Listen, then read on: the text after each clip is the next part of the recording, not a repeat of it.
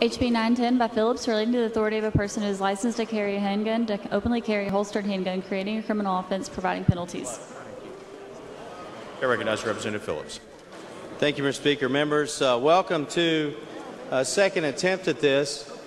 And first and foremost, I want to appreciate all of the hard work of the committee on this and the hard work of many of the co-authors. We have 80-plus co-authors and joint authors, and I'm very appreciative of their hard work on this.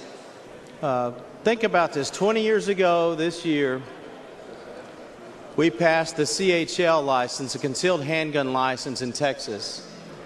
And there was a lot of discussion at that time that bad things would happen and that there would be real major issues following that. And the truth is, we've had 20 years of respectful Texans, law-abiding citizens, following the law, and I think our society is safer because of that. HB 910 does a few simple things, but could have impact. The first and foremost it does is it just removes the word concealed primarily throughout the code, so that if you have a license to carry, you can carry openly or concealed. If you have a concealed handgun license, your rights are not going to be impacted. It also allows for private businesses to make sure they can put a 30-07 sign up now, just like they can put a 30-06 sign, which means that private property owners' rights are respected. This bill does not expand the places that you can carry a weapon. We don't change the law there. Only 5 other states have outright bans, and I think many of y'all have seen a picture, the map. This one shows 6, but only 5 have outright bans. Even California does not have an outright ban for open carry. And you can see by this map, it's the red states. And typically, Texas does not line up with California, Florida, Illinois, New York on issues regarding Second Amendment. It's time to go ahead and take this next step. It's time to join the ranks of states like Massachusetts and other states and allow our citizens to have this right. Texans are respectful. Texas gun owners are respectful. I know those that have license are, and I don't think you're going to see a proliferation of people walking around with firearms. But as our good friend Alice Tripp testified, it's time for somebody in the middle of August that's stopping to get their gas, that has their jacket off, that's got their concealed handgun license, they can pump gas without violating the law. So again, we're not expanding the places you can go. We are simply allowing citizens to take this next step. I want to talk about one thing in here. There is language in here such that if campus carry does pass, that you wouldn't be able to open carry at college campuses. That was an amendment that was put on in the Senate. We respected that. It also has language clarifying basically what constitutes a campus, so that it clarifies that you'll be able to conceal carry in those places but not open carry in those places. It extends the effective date until January 2016 instead of September, and that just allows DPS some time to get everything in order. It also allows the Senate Add Amendment that allows requires training in the training portion of handgun use and safety, including the use of restraint holders and methods to ensure the secure carrying of openly carried weapons. Basically, that's what it does. You have to have a holster on your hip, or you can have a shoulder holster, and those are the ways you can legally carry openly. With that, I have one perfecting amendment, and this perfecting amendment came about by For Price. Remember the bill with all those pages? We had to told us along the way that there may be bills we have to change coming up, and we changed the definition or the what we call nursing homes, and so we have to amend that. It's a perfecting amendment. It doesn't change anything other than a name to be consistent with that earlier bill. Following amendment, the clerk read the amendment. Amendment by Phillips. I recognize Representative Phillips. This is the perfecting amendment that just changes the name to make it consistent with what we're going to call those facilities. Mr. Speaker, Mr. Stickland, for what purpose? does the gentleman yield for a question? Phillips, do you yield for question? Yes. Gentleman yields. Representative Phillips, I was specifically curious whether this amendment directly deals with CHL license holders only, or does it deal with something else? We have that institution described in the bill, so we have to fix the name that we do that to make it consistent.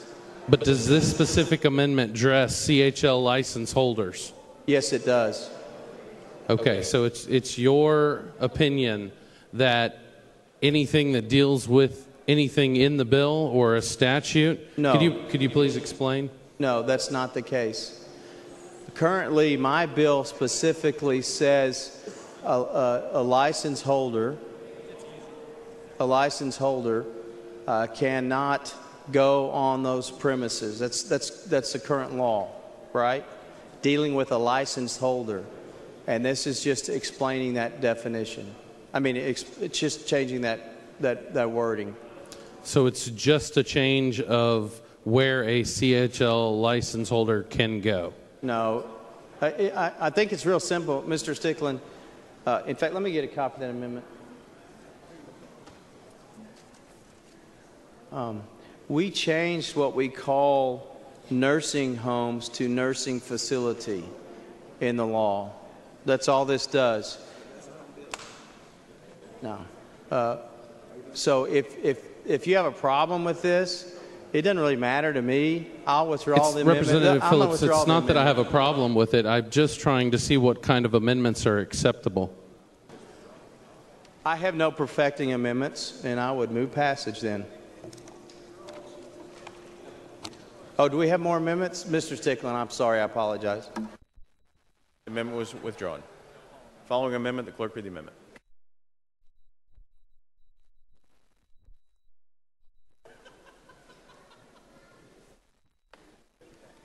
I'm going to vote against your amendment.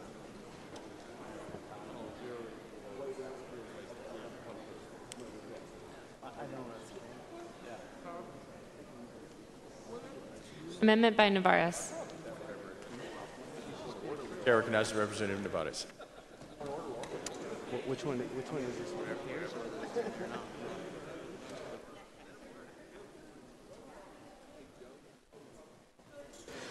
Mr. Speaker, members, the amendment is a real simple one. We're about to take a bold new step, and in some cases, many members may think an important step in Second Amendment rights. But while we take this step, we need to remember that we as a state like to protect our citizens. We like to think that as concealed handgun carry license holders that we create an aura of safety for our citizens because we have concealed handgun carry. And now as we move to, presumably, to open carry, that cocoon of safety that we create by legally carrying handguns out in the open will continue. And so in order to have this cocoon of safety that we're trying to create by passing this bill, I think it's important that we have people that are domiciled in this state actually be licensed to carry their handgun, whether it's concealed or open. Right now we have a reciprocity with other states, which is fine, and what that means is if somebody comes from, and there's a laundry list of states that we share reciprocity with, Alabama, West Virginia, there's too many to name. But the way the law is intended to read is that if somebody lives in West Virginia or in Alabama and they want to come to Texas, or we want to go there with our handgun, we can. But what the law should not do is allow people that actually live in this state and carry a permit from a West Virginia or Alabama in order to supplant the permit that we were to give in this state.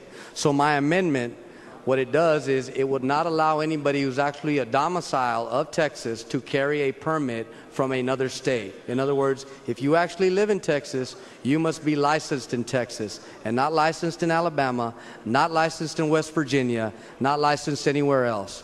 If we're going to do things the Texas way, which is the safe way, I think this amendment's a good one. I believe the chairman will attempt to move to table this amendment, but I really believe this amendment is important. This business about keeping amendments off bills because you want to keep the bill clean or good, I disagree with it. Texas is a great state. This bill is important to a lot of you members, and if we're going to do it right, let's do it right. And so I ask you to vote not to table this amendment if Chairman Phillips asks you to table it. Thank you. Chair recognizes Representative Phillips. Thank you, Mr. Speaker and members. And I respect my vice chair, who does a great job on the committee, very conscientious and thoughtful about these issues. And I know he's really working through this issue. And I think it's something that we probably is ripe for discussion. I just don't think today's the time to have that discussion to fully understand the implications of reciprocity. One of the number one things I wanted to make sure is that we didn't violate our or in any way damage our ability to carry in other states. And reciprocity is a big issue. If we think that there are some states that are granting, that are giving licenses to our citizens that we think is not inappropriate, it's up to the Attorney General to negotiate those. And that's something that can be done if we need to change that. I just don't think now's the time on this bill. And I understand he's really thought through this, but I would respectfully move that let's don't take a chance of jeopardizing reciprocity without having really sat through, taken it through committee, and I would respectfully move to table the amendment. Chair recognizes Representative Nevares. Mr. Speaker, members, just very briefly again, I think the amendment's important for the reasons that I stated before, that this is Texas. We really don't know how other states license their open carry folks. We have over 800,000 people that are about to, my wife included, by the way, that are about to transition into open carry. God help us when my wife starts open carry. But the point being is that we don't know what these states do. And I'd like things to go the Texas way, and for that, I'd ask you to vote 2 on the motion to table. Thank you. Representative Navarro sends up an amendment. Representative Phillips moves to table this on the motion to table. To record vote, clerk, ring the bell. Representative Phillips voting aye. Representative Nevares voting no.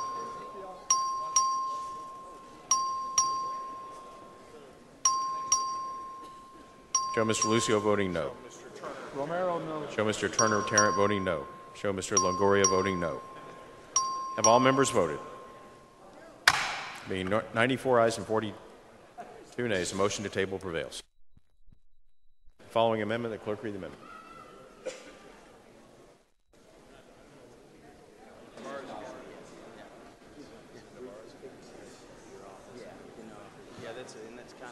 Amendment by Nevares. Chair recognizes Representative Nevares.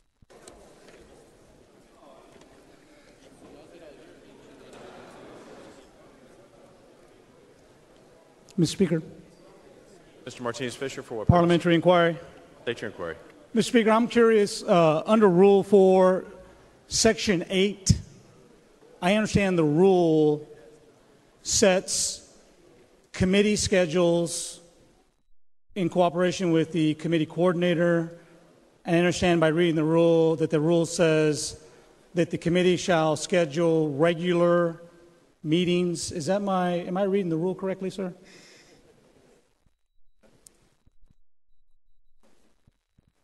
Mr. Martinez-Fisher, I believe that's correct. Okay, Mr. Speaker. Mr. Speaker, parliamentary inquiry. State your inquiry. Are committees allowed to have 2 concurrent meetings taking place on the same day, same time, and different locations? Mr. Martinez-Fisher, the rules do not expressly prohibit that from occurring. Okay. Well, could you show me where in the rules where a standing committee upon coordinating with the committee coordinator to receive a room with a scheduled meeting time where that committee, without a suspension of the rules, can be allowed to have a contemporaneous meeting at the exact same time in two different locations.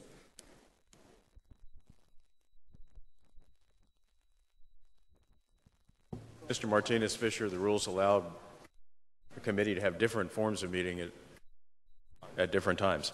I see that very, very clearly. I see that under Rule 4, Section 9. I certainly see that under Rule 4, Section 10.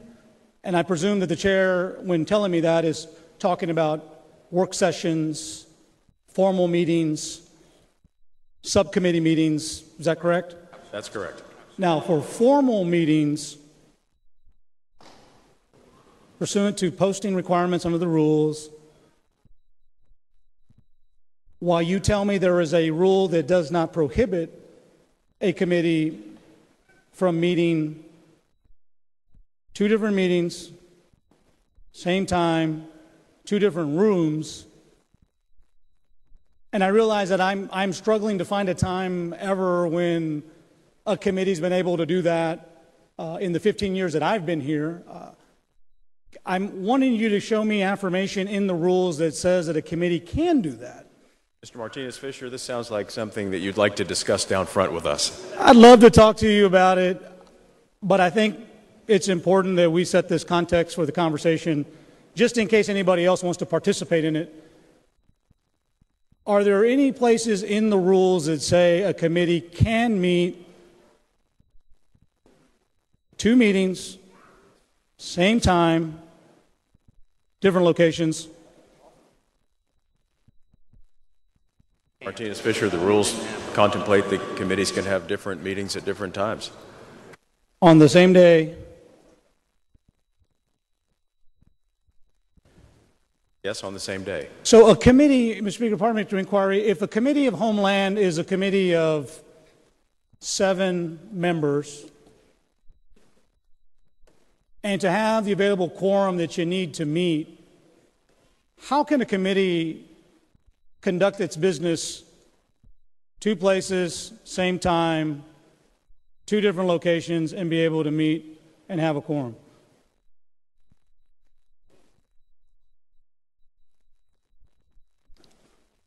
Mr. Martinez Fisher, in order to answer that question, we'd have to know the specifics of where you're headed. Okay. Under Rule 4, Section 13, I understand that the rule says that the rules of procedure of the House of Representatives, and to the extent applicable, the rules of evidence, procedure in the civil courts of Texas, shall govern the hearings and operations of each committee, including a calendars committee. And then in subsection B, it says, no standing committee, such as Homeland, shall adopt any rule or procedure, including but not limited to a subcommittee rule, that is not done with the express majority of a vote by the committee. Am I reading? I mean, I jumped around, Mr. Speaker, I'm sorry, but in Rule 4, Section 13, sub B, no procedural rule can trump that of a committee unless done by a majority vote of the committee? Yes, that's correct. Thank you, Mr. Speaker. Mr. Speaker? Mr. Speaker? Mr. Martinez Fisher? Pursuant to Rule 4, Section 8, and Rule 4, Section 13, I rise to raise a point of order against further consideration of House Bill 910. Happy to visit with you down front. Thank you.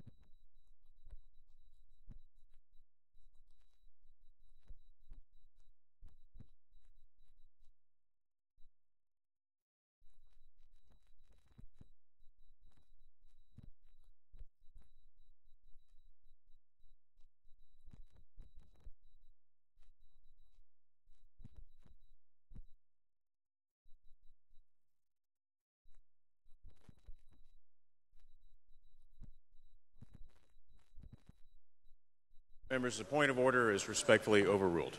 The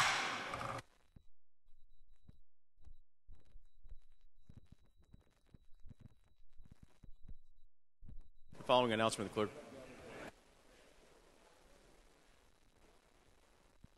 Chair recognizes Representative Hunter for a motion.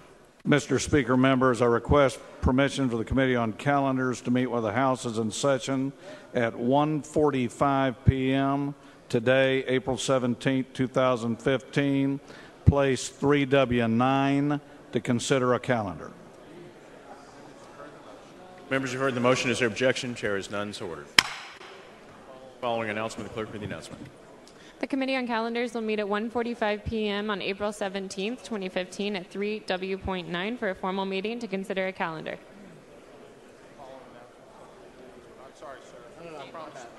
Following announcement, the clerk read the announcement.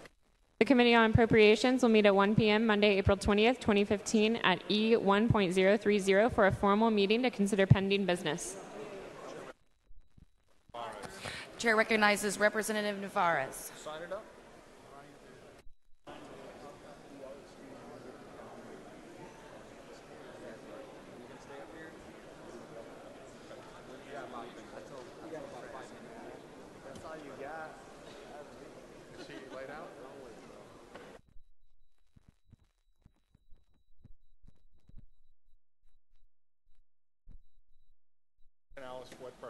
Mr. Canales, for what purpose? Parliamentary inquiry.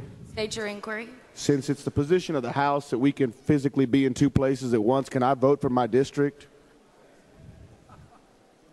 Thank you. Thank you very much for your question, Mr. Canales. Go get him, sir. All right, Representative Navarez. Mr. Speaker, members, I have a very good amendment that the Texas Association of Business loves. And for those of you who are enamored of scorecards, they're going to be scoring this one, I believe, for you. So currently under Texas law, we have what we call 30-6 signs, which businesses and private property owners can post, which would discourage people that have concealed handguns from carrying them onto the premise. And it's a very wordy sign that must contain all the language from the penal code in both English and Spanish, and it takes up a lot of space.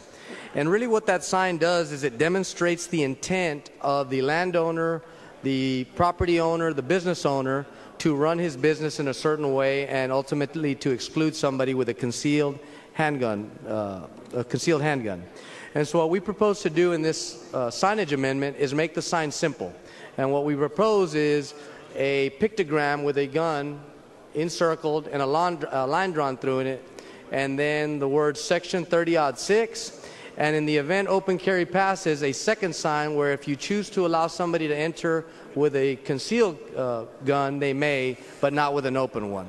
And all this does, folks, is allow for both parties that are involved in this engagement, if you will, to demonstrate their intent. One is the gun owner who intends to carry his gun and practice his Second Amendment rights can do so like he always did. And the other is the property rights, the landowner rights, the personal right of the business is also respected with their intent. And again, I would... Mr. Speaker. Representative Miles.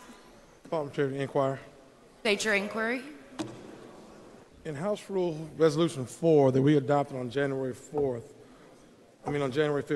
we adopted some substantive and non-substantive changes to our House rule. Is that correct? Yes, that's correct. In fact, the inclusion of a criminal justice information was new to the House rules and added this session. Is that correct?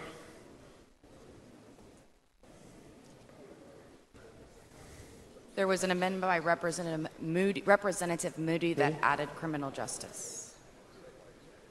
This inclusion for criminal justice information affects both our committee reports and the bill analysis and captions titles. Is that correct? That's also correct. Sure. Is that correct? Yes, that is correct. And I think that amendment was offered up by Representative Smitty as it related to the change. Is that correct also? If that's what's in the journal, then that's what's in the correct. Journal. Yes, ma'am. I want to discuss how this new requirement for criminal justice information affects our committee reports. It's my understanding that our current House rules now require committee reports on bills and resolutions to include the statements of whether or not the bill resolution will create a criminal offense, increase the punishment for an existing crime and category of offense, or change the eligibility of an individual for community supervision, probation, parole, and mandatory supervision. Isn't that what we decided on?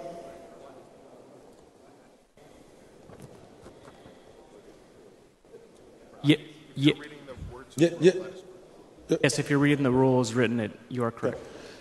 Tell me exactly where in the House rules can you find this new requirement for the criminal justice information to be included on the committee report of the bill or resolution? Divided into two parts. One in Rule 4 is a requirement of the impact statement. Correct. And then the other is in Rule 8, which is a discussion of the caption. I think it was Rule 4, Section 32, Section C, Subdivision 4. Is that correct? Yes. And it has to be expressly stated. Is that correct?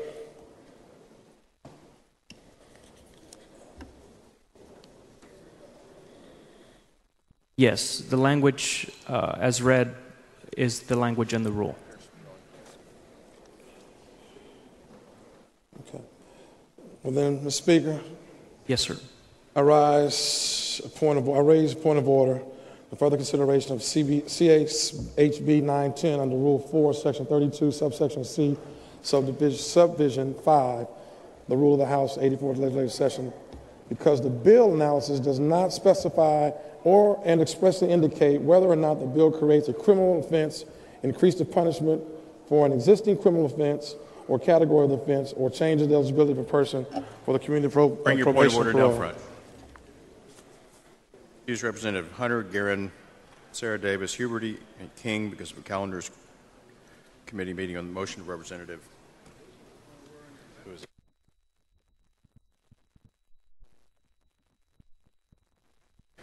Motion of Representative Lozano.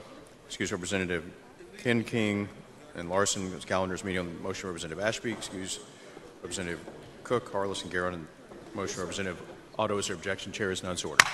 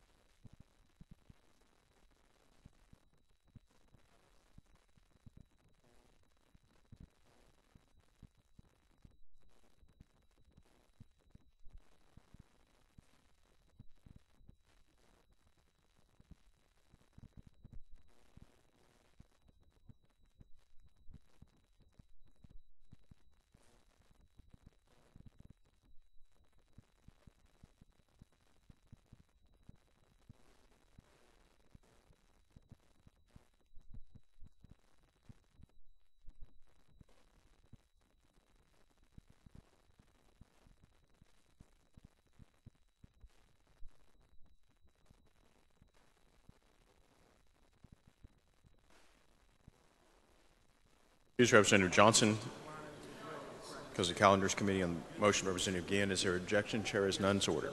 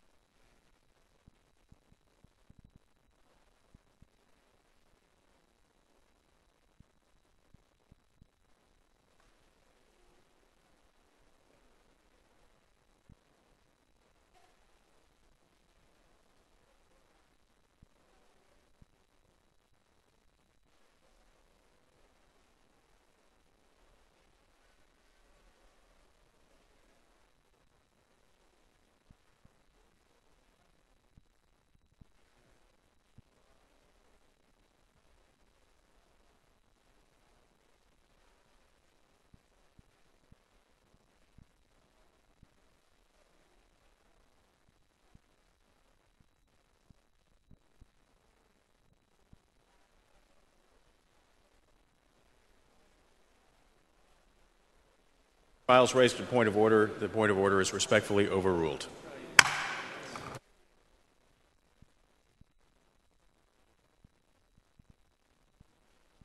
Chair recognizes Representative Navarez. Mr. Speaker, members, just to wrap up what I believe to be a very pertinent and good amendment that is, again, endorsed by the Texas Association of Business is it's simply allowing and codifying the landowner, the private property rights intent. And that intent is to respect that business with the fact that they don't want firearms on the premise, which I think should be easy enough to do. The signs would be created by the DPS. They'd be 8.5 by 11. They'd be consistent. They would be easy to understand. Again, it would be a pictogram, which is a gun in a circle with a line drawn through it if you don't want a firearm there, or one with the firearm drawn through and saying you allow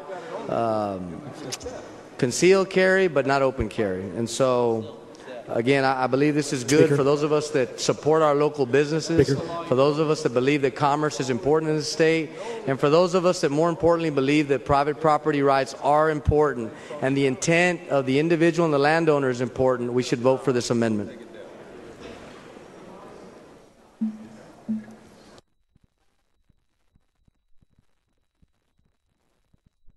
I recognize Representative Phillips in opposition to the amendment. Thank you, Mr. Speaker. Members, I appreciate the sentiment that we're talking about, because that's one of the things we wanted to make sure is two things. One, to preserve the right of concealed handgun carriers and then those that are going to be carrying open, and to make sure businesses could differentiate and say, you know, I want to have keep the old way, but I may not want to do open carry, so we're going to have 30-07. So we have an additional sign that they can do. There's been a lot of discussion about this, so there are those that want to make it a whole lot easier to go back 20 years. We've not had issues 20 years. In fact, it's hard to see, we don't see many of those signs, but it's important that we keep the signs the way they are, because concealed handgun license holders understand what that sign looks like.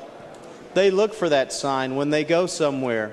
They go and it needs to be big enough that when I'm out in my car, I can see up there and say, oh, okay, I don't need to take my weapon here. It's not welcome. So they don't have to go up to the door and then return. And that's really what this, why I'm going to move to table this. I've got a picture. There's a movie theater in South Austin that has a sign up, and it's very visible, far enough, but it's not so large that it creates an issue. And so what this does is we're going to probably see 30-07 signs, and won't see any more of these 30-06 signs than are already in existence today. So with that, I respectfully move to table. I recognize Representative Navarez. Mr. Speaker, members, it's simple. We need to respect the intent of private property owners. This sign does that, and we built into the bill, assuming that today's legislation would pass the House and the Senate, it allows for both signs, which would accommodate 30-06 should it not be the law, or should it stay the law, or 30-07 should it change. And again, all we're looking for is to make things a little bit more simple and a stated intent from a landowner, a business owner, a private property owner, or a leaseor. And with that, I close. And I urge you to vote no in tabling the amendment. Thank you.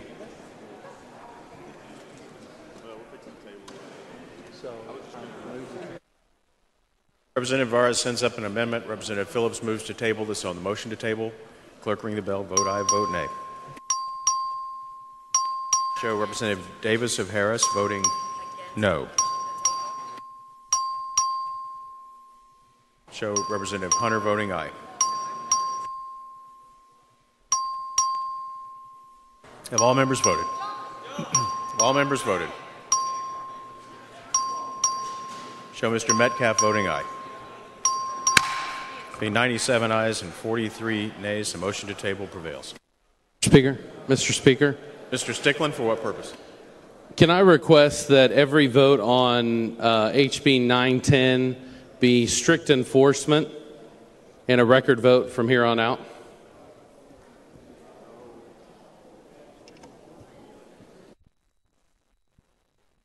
Thank you, Mr. Stickland.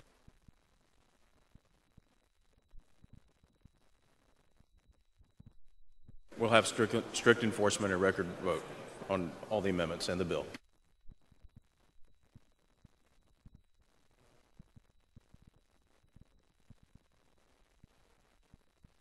Excuse Representative Clardy because of important business of district. Motion Representative Ashby. Is there objection? Chair is none. So ordered.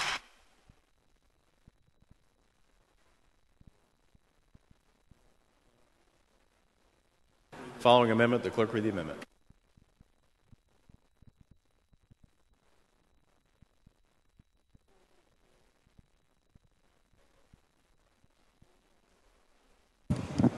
Amendment by Canales.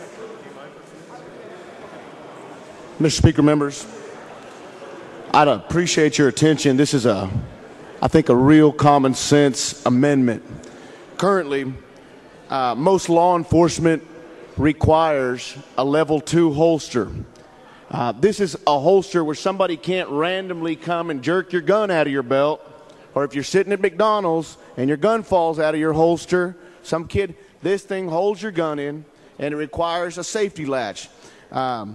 These are the minimum safe holsters for law enforcement, military, and security personnel.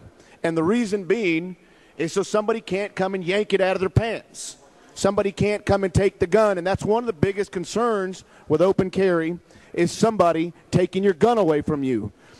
On a regular holster, if you're standing there not paying attention, somebody can take your gun from you very easily, and any law enforcement will tell you that. A passive restraint on a handgun simply means the way the leather in the holster molds to the gun. An active restraint typically means there's a thumb brake in the holster, usually over the strap of the hammer, but in some cases over the lever or the flap. It has to be moved or snapped to get the gun to leave the holster. While the strap, the flap, or the lever will usually keep the gun in place if the wearer falls or stumbles. It can still be removed very fast, and the handgun can be deployed. Again, these are simple, common sense approach to open carry in the state of Texas. This amendment simply makes the bill better. It makes Texas a safer state. It makes us safer as a state and more responsible. It makes this bill a lot, I would say, palatable for those who think it's not a good bill. With that, I yield for any questions. Representative Lucia, for what purpose? Will the gentleman yield for a few questions? Does the gentleman yield? Yes, sir. Mr. Canales, do you own any guns, or are you familiar at all with gun use?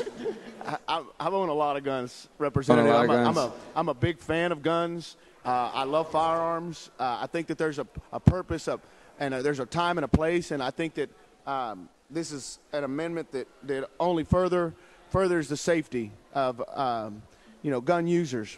And I don't think this in any way hampers anybody's Second Amendment right. And you and I have heard repeated times that majority of gun owners and folks who would use this new law that we're passing to carry open weapons are responsible people, correct? That's absolutely correct.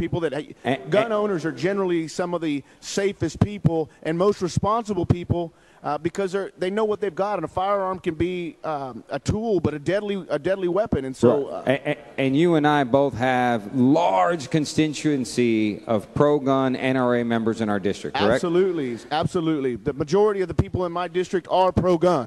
And the only people that I have heard from that have concerns about this bill from my district are NRA members. Well, and the people that have concerns about it, not only NRA members, I've heard a lot of concern from law enforcement. A lot of concern, mostly with people, tremendous amount of concern from law enforcement with the fact that somebody can take the weapon. And when you've got that level 2 holster, it's just one click and you pull it. Right. But you will know somebody's taking it from you. So this isn't a amendment that would impact the gun owner. No. This is an amendment that we hope will resolve the concern that people have that the danger from open carry is not from the gun owner, but from the person who's not in his right mind who will take that gun from the person who's a law-abiding, open-carrying member of society. What happens when you become accustomed to wearing a gun, and a law officer will tell you, is that sometimes it's a second nature to have it on your hip. So sometimes you don't realize when you're doing something else, and so it can easily be taken from you. And what this does is prevents people. If our law enforcement's doing it, if it's good enough for our law enforcement, it ought to be good enough for us. And that is my only concern or rub with this bill. I understand the constitutionality of it. I understand the people feel that it's their right to bear arms. We are trying to implement one thing that I think will benefit the public safety and not in any way slow down or keep from law-abiding, open-carrying members of our public from drawing their gun in a time of danger, correct? You're absolutely right. I mean, we would never put our law enforcement in danger by making them have an apparatus that would lose time in drawing their weapon. This isn't a Republican issue. This isn't a Democrat issue. This is a state safety, state of Texas issue. And I think that anybody, if it's like I said, and I'll repeat it, if it's good enough for law enforcement, it's good enough for us. And the reason they do it is because it's safe. You know what I'm scared to death of? That if we pass this bill without your amendment or without some training on the proper use of restraint holsters, of someone who is not in their right mind taking that gun and using it against that person or a kid, and then their families coming back to us saying, why didn't you implement simple measures like restraint holders that could have saved my child's life? Representative, I want the House to hear this. If we don't implement this, and the first time it happens, you will not forget that we didn't implement the most simple safety measure, and it's going to be on your conscience. Thank you. Madam Speaker. Representative Guerra, for what purpose? Would the gentleman yield? Does the gentleman yield? For Representative Guerra, anytime. The gentleman yields. Representative, how many guns do you own? A lot. Your amendment is simply safety, especially in the advent of children coming in, the unknown presence of an adult that has a open carry pistol on them. It's just not going to let somebody yank your gun out of your belt. It's like I said, Representative, this is what our police officers are using, and for good measure, because they've always got a gun on them. And the thing is, you prevent somebody from yanking that pistol out, and this does no way prevent you from using it, holding it, open carry. It's just a safety measure that if our law enforcement can do it, we should hold ourselves at least to the same standard. If our law enforcement's out there to protect and serve, well, we should at least protect our fellow neighbors by not having somebody be able to yank our firearm out of our belt. Representative, thank you very much. Thank you. I move adoption. Representative Phillips to speak in opposition. Yeah, if he really wants machine gun, no, that's not this amendment. That's another one. I appreciate the sentiment is we need to direct some kind of special holster. They had this debate in the Senate on this. We have all kinds of holsters, and most people are not in the situation where they need that they're going to put themselves in a situation where this is an issue. You know, my holster has one little loop over it. I would have to go out and purchase a holster differently. That's not the goal of this bill. We have thoughtful gun owners. They have all kinds of holsters. I've talked to people that have lots of different guns. They're not concerned about this. We took this language from the state of Oklahoma, primarily the belt and shoulder aspect of it, and they went through this debate when they passed it. It has not been an issue at all. And quite frankly, I don't think it's, law enforcement may need that because they are directly confronting people on a regular basis that may be wanting to get away or that may be in criminal episodes.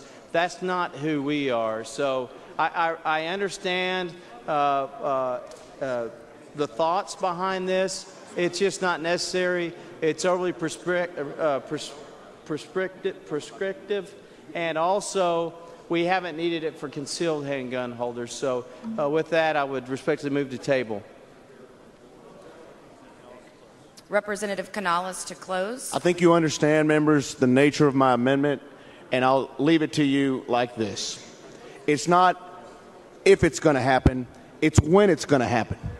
And this amendment would make Texas safer. So the first time, if we don't adopt this amendment, that somebody yanks a gun out of someone's belt because we couldn't adopt the safety measure, you will not forget that you voted against this measure. So with that, I ask to vote against the motion to table. Members, Representative Canales sends up an amendment. Representative Phillips moves to table the amendment. The question is on the motion to table. Representative Stickland has requested strict enforcement. You must vote from your chairs. We're going to give you plenty of time to vote. The clerk will ring the bell.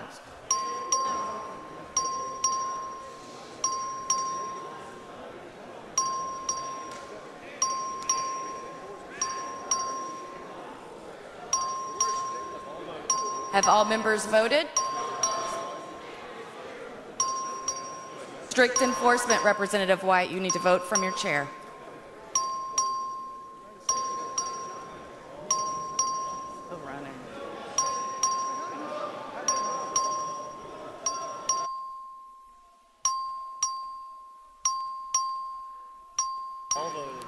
Now have all members voted? 89, there being 89 ayes and 38 nays, the motion to table prevails.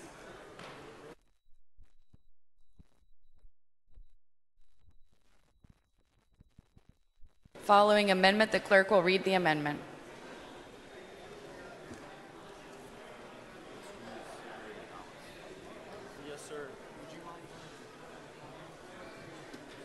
Amendment by Davis of Dallas.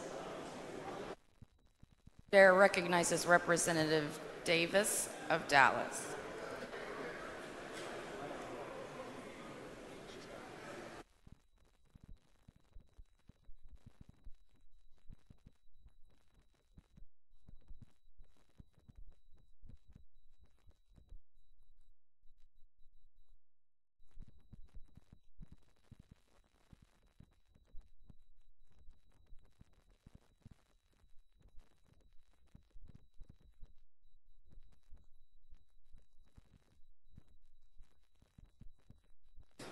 Chair recognizes Representative Davis of Dallas.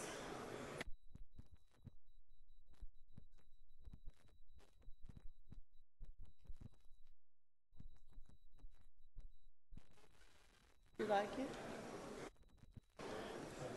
Thank you, Mr. Speaker. Members, this is an amendment that just suggests that with this new carry that we would have a identification letting people know that these folks are licensed to have this gun so that people will know that they have actually been certified and know how to handle it. I think it's a good amendment. And the chairman, you like that? Chair recognizes Representative Phillips in opposition to the amendment. I do like Ms. Davis, but I don't like the amendment. What she wants to do is make you have to go around and have the ID in some way displayed when you have the license. Again, we can try to manufacture or think about all these ways to make things simpler, but it's pretty simple. We're going to have a license, and what they did in Oklahoma, some people call the 911 and says, "Oh, somebody's got a gun," and they said, "Is it holstered?" Yes. Well, then there's not a problem, and that's basically it. We have respect to gun owners, and I can't imagine that there's going to be, again, an overuse of people open carrying, but to have that license displayed somewhere, it's cumbersome and it's a more requirement than what we need to do. So I respectfully, Ms. Davis, move to table. Chair recognizes Representative Davis to close on her amendment. Thank you, Mr. Speaker. Members, I simply think this is a safety measure. So we'll let everyone know that this person who has a gun has a right to have that gun, and it's just a way for us to identify as someone that has potentially, that does not wear a badge. We know that they potentially are not licensed and should not be carrying, and we should be afraid of them. With that, I'd ask you to vote no on the motion to table. Representative Davis of Dallas sends up an amendment. Representative Phillips moves to table the amendment. The motion is on the vote is on the motion to table.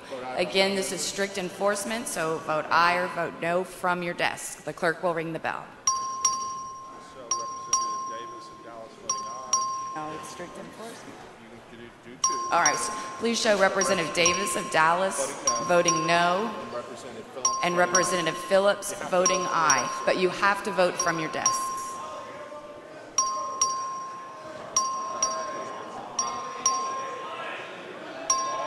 Have all members voted?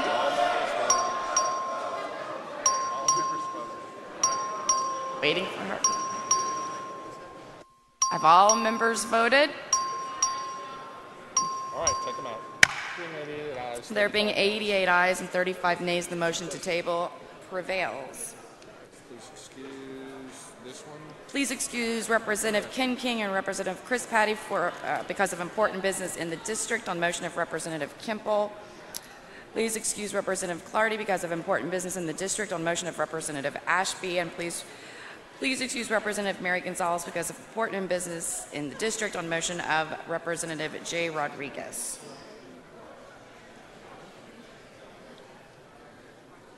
That's what he says he is.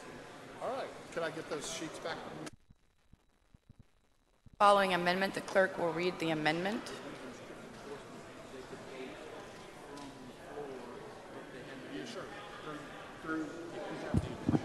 Amendment by Dutton.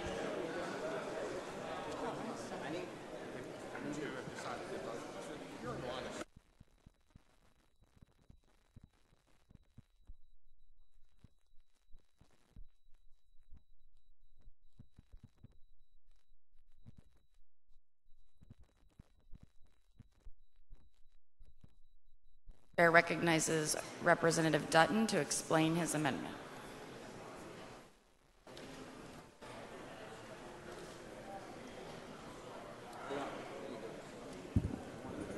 Mr. Speaker, members, we authorize people to drive vehicles in this state, but one of the things we require is that they have liability insurance. What this amendment does is says that people who exercise their right to carry will also have liability insurance. That's what this amendment does, and I hope you'll vote for it. Thank you. Did you withdraw it? What? Did you withdraw it? No, I said after you approved it. After you approved it, I was going to. After you said you accepted it. Oh, I don't. Chair recognizes Representative Phillips. Thank you. I've had this conversation with my desk mate some, and as I told him, we're going to move to table this amendment. If you look at the statistics and for accidents and injuries related, automobile accidents are so much higher. Guns are very insignificant in those numbers. Now, individually, that's impactful, but we're not going to increase the cost on citizens' right to have their Second Amendment. We've had 20. Representative Turner, for what purpose? Will the chairman please yield? Just a second. I'd be glad to in a second. Chairman We've had does not 20 yield at years. this time. We've had 20 years of success, and this has not been an issue. This would be something that probably they may have discussed 20 years ago in this very chamber, but that's not necessary today. So I'm going to move to table, but certainly would be glad to talk to. Thank you, Mr. Sylvester Turner. Thank you. The gentleman yields.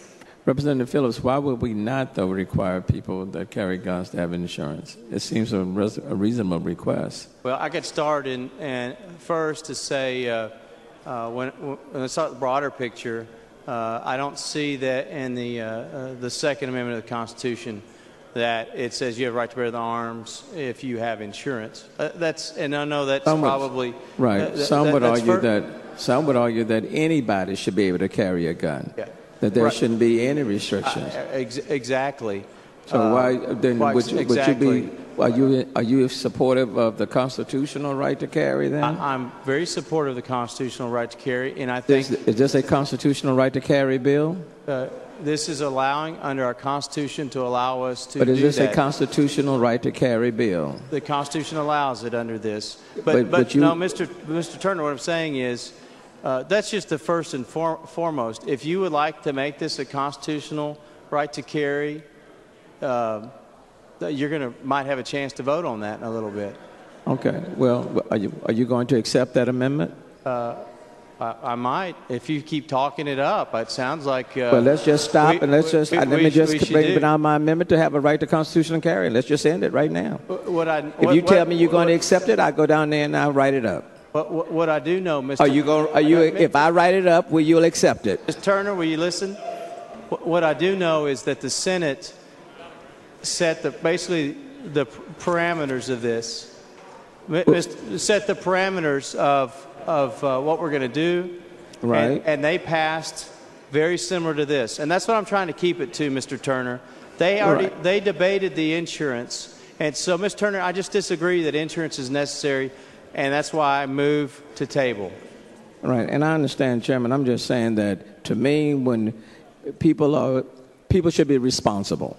That's the only thing. I think that's what Representative Dutton is getting to. People should be responsible.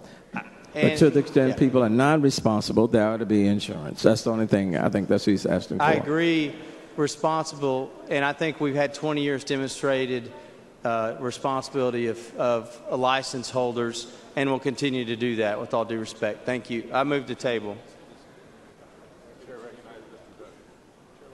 Chair recognizes Representative Dutton. Thank you, Madam Speaker and members. I don't think it's unreasonable to ask the people who decide to exercise their right to carry, nor do I think it encroaches on their constitutional right at all, that we would ask them to have liability insurance for any negligent use of the handgun. That's really all this does. It says that, look, we're going to let you do it, same as we do to let you drive your car, even though cars don't rise to the same level, I suspect, as a constitutional right does. But the reason we require insurance on a vehicle is because we recognize there's an inherent danger sometimes in accidents resulting from collisions. Now, Mr. Phillips says that, well, the accidents don't bear out the responsibility in terms of handguns. Well, I beg to differ with that a little bit. You know, a fender bender, which most of the accidents in vehicles happen to be, don't involve great injury. But if someone causes an injury with their handgun, for the most part, I would suspect that it is going to be a major injury, not some minor injury that occurs or results from having a fender bender at all. That's one of the reasons I decided to offer this amendment, because I think it's important that we as a body tell the folks in our districts, we want you to exercise your right to carry, but we also want you to exercise your obligation to be responsible for any negligent use of that weapon. That's really all this does, members. I would ask you to vote no on the motion to table.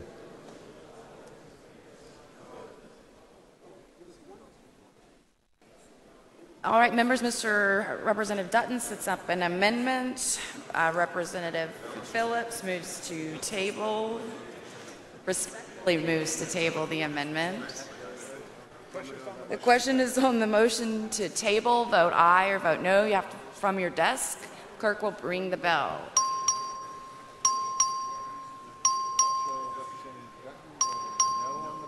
Representative Dutton is shown voting no on the motion to table.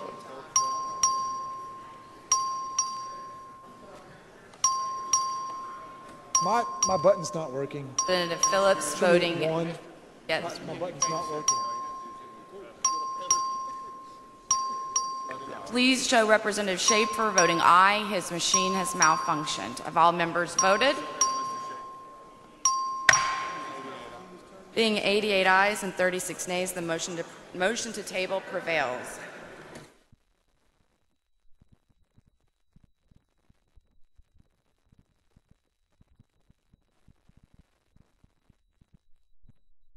Following announcement, the clerk will read the announcement. I'm sorry, members. Chair recognizes Representative. Back up. Chair recognizes Chairman Keffer. Thank you, Madam Speaker. I request permission for the Committee on Natural Resources to meet while the House is in session at 2:30 April 17, 2015. Place is 3W.15 to consider pending business.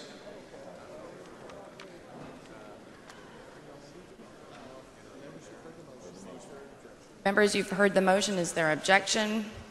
Chair hears none. So ordered. Following announcement, the clerk will read the announcement. The Committee on Natural Resources will meet at 2:30 p.m. on April 17, 2015 at 3W.15 for a formal meeting to consider pending business.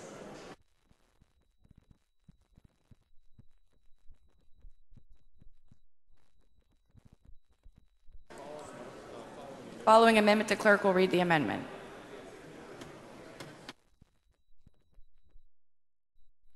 Amendment by Canales. Representative Stickland, for what purpose?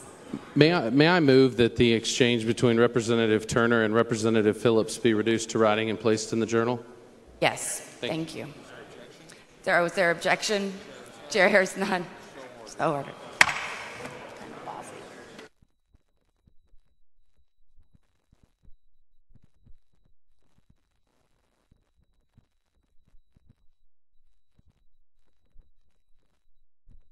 Chair recognizes Representative Canales. Thank you, Mr. Speaker. Members, under current law, it's legal to own daggers, Bowie knives, and swords.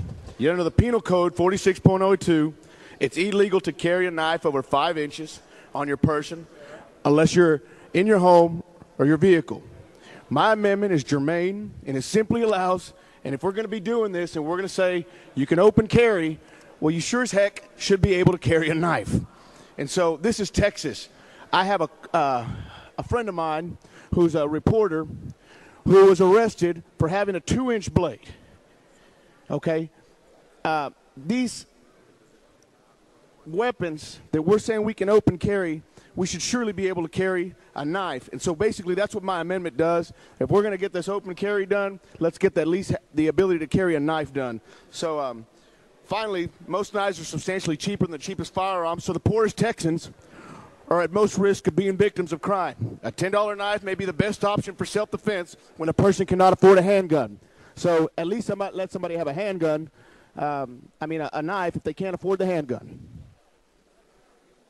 Madam Speaker? Representative White, for what purpose? Yes, would the gentleman yield for a question, please? Does the gentleman yield? Absolutely, Representative. Thank you for your amendment. Which knives are included on here? It would be all knives. Bowie knives. Bowie knives. And this is germane. This is germane. If this is the case, you got a great amendment. Thank you.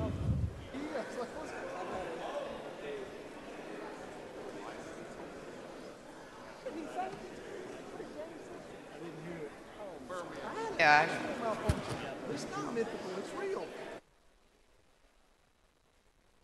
Chair recognizes Representative Phillips to speak in opposition. Thank you, Mr. Speaker, members. We have a couple of bills that have come through the committee related to issues of knives.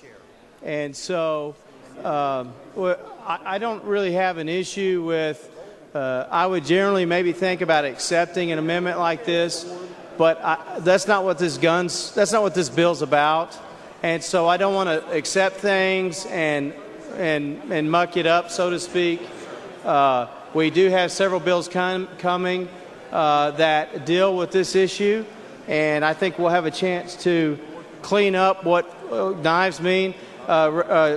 Chairman Dutton had one last time about a switchblade, and so we've got some bills that clean that up this session. In fact, I think there's a bill in criminal jurisprudence that does just this thing. I thought it had been sent to my committee. I would have given it a hearing and we'd gone forward. So with that, with all respect to this concept, I'm going to move the table to keep the bill focused. Thank you.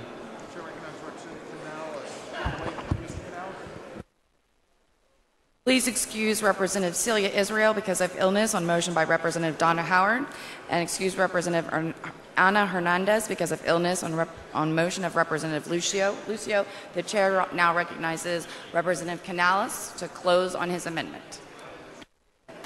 Members, the representative is right. There's several measures that are coming this way, but we don't need to waste any time with those. Let's get this done right now. If you can carry a gun, you can carry a knife. If you're pro being able to open carry, then why wouldn't you vote for this amendment? This is common sense. This is Texas. If you can carry a pistol, you sure should be able to carry a knife. I think you should vote for this amendment and vote against the motion to table. Thank you. Representative Stickland, for what purpose? Does the gentleman yield for a question? Does the gentleman yield for a question? He does. Representative Canales, I just want to make sure that people know, while this may not be specifically about handguns right now, this is about one's right to self-defense, correct? This is a right to bear arms, whether it's a gun, whether it's a knife, it's a right to defend yourself. And as I said earlier, some of the poorest Texans can't afford a gun, right, but you can open carry a knife. So what's the problem? I like your amendment. Thank you, Thank you. Representative.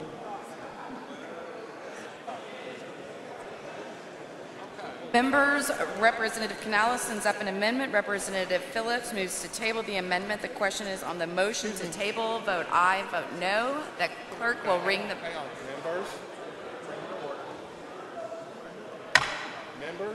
Members?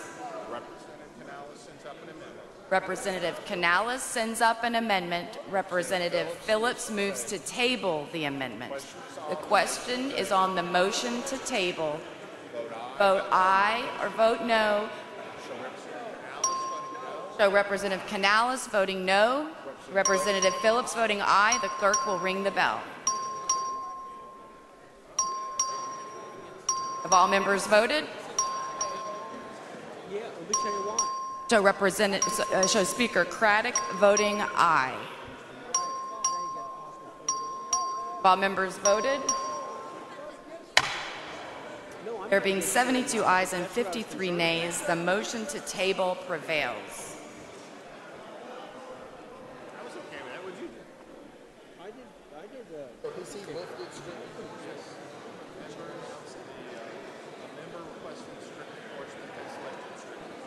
Members, the member that had requested strict enforcement has temporarily lifted strict enforcement. An amendment, the clerk will read the amendment. Amendment by Johnson.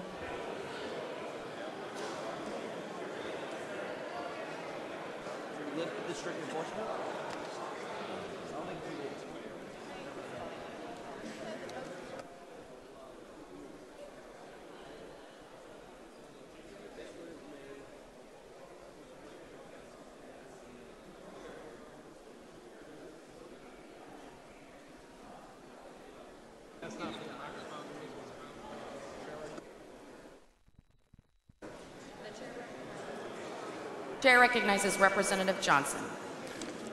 Thank you, Mr. Speaker. Members, what I want to talk to you all about right now is an amendment that will demonstrate our commitment to the concept of local control. I think, and probably rightly so, this chamber, this body, has come under some scrutiny lately about our commitment to local control. And so what I want to talk about is allowing our municipal organizations, our cities, above a certain size to make a decision about how they want to proceed with open carry. You may have heard that most states allow open carry in this country. It's very true. A lot of states allow open carry. And it's also true that the states that don't allow open carry, the few that don't allow it, happen to have the largest cities in the country in them. So the following states actually do not allow open carry at all: California, Texas, Illinois, Florida, South Carolina, New York, the District of Columbia. Even in the states where they do allow some form of open carry, most of the large cities have been given some sort of ability to, in essence, restrict open carry within their city limits. Those would include Philadelphia, Atlanta, Boston, Memphis, Detroit, Seattle, Minneapolis, Indianapolis, and Arizona. Now, you may ask yourself, why the cities treat it differently? Why are these states that even allow open carry treating the cities differently? And the answer is that cities are unique. They actually have, obviously, larger populations than the urban areas of those states. They typically have higher population densities. They typically have greater diversity when it comes to race, income. Representative Angier, for what purpose? Well, I was going to let the gentleman finish, but I'd like to ask a question when he's ready.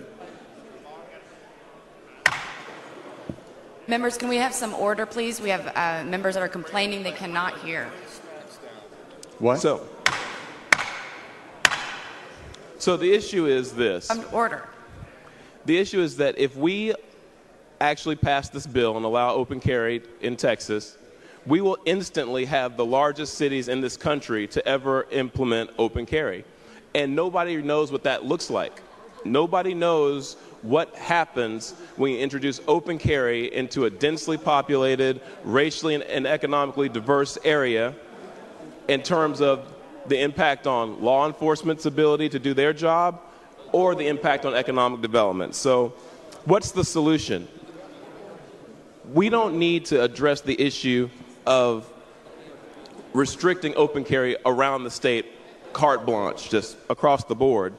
But I do think we need to give our largest municipalities the ability, if they so choose, through the adoption of a city ordinance, to restrict open carry within their city limits. And I'll tell you why. Number one, we heard some testimony in the committee that passed this bill originally, which I serve on, the Homeland Security and Public Safety Committee, that suggests that law enforcement in large urban areas are very concerned about this. It impacts their ability to do their job, they believe, if you have open carry in large urban areas where we have some different crime issues than you might have in some of our rural and suburban areas.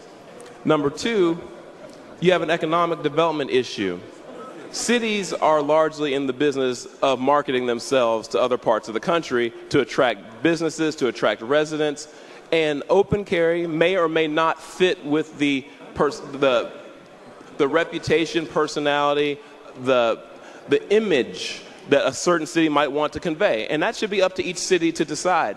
We shouldn't tell Houston how they want to market themselves or Dallas how they want to market themselves. So what this bill would do, point blank, very simply, is allow a municipality over 1 million, if you have a population over 1 million, you can decide for yourself, if your city council so chooses, to limit open carry within your city limits. It doesn't ban open carry. It doesn't tell any municipality or any other area that's less than 1 million that they can't do this. But if you're above 1 million, it allows the cities specifically of Houston would be covered by this, Dallas and San Antonio, to make the decision locally whether or not they want to allow within their city limits for economic development reasons, for public safety reasons, or whatever reasons they decide at the local level makes sense for them. And with that, I'll yield to questions. Madam Speaker. Representative Angier, for what purpose? Will Representative Johnson yield for questions? Yes. Gentleman yields. Thank you, Representative. I know you sat on the committee and you heard the testimony, so it is not a surprise to you, and you've articulated this in your comments, that the Austin Police Department came to testify against this, the Houston Police Department came to testify against this, Dallas Police Department is against this. So your concerns are, as you articulate your concerns, they are focused on the concerns of law enforcement and open carry in dense areas. And it is those policymakers closest to the people, our city councils, who must be responsive and who also oversee these police departments, who should be in the best position to make these decisions. Isn't that right?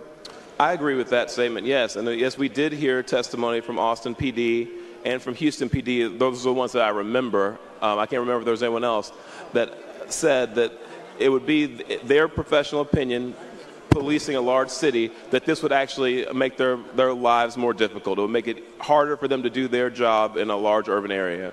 And we frequently hear the concern by advocates for bills like this that this will make things safer. But in fact, law enforcement has suggested in testimony and in their opposition to this bill that the opposite is true, that their job is made harder and things are made more dangerous. I want to be very upfront, very clear, and very forthcoming with the entire body. I don't know what the result will be, and I don't think the law enforcement knows what the result will be, but their professional opinion is that introducing open carry into large, densely populated major metropolitan areas will cause some problems. They don't have a crystal ball, so they can't tell you for sure, but that's their position. That's the official position they took in the committee. Are your constituents screaming out for open carry, Representative Johnson? No, they're not. I mean, is there a groundswell in Dallas, and we have adjacent districts that we represent? Is there a groundswell from the business community, from law enforcement, from community groups that there's a problem that will be solved by open carry?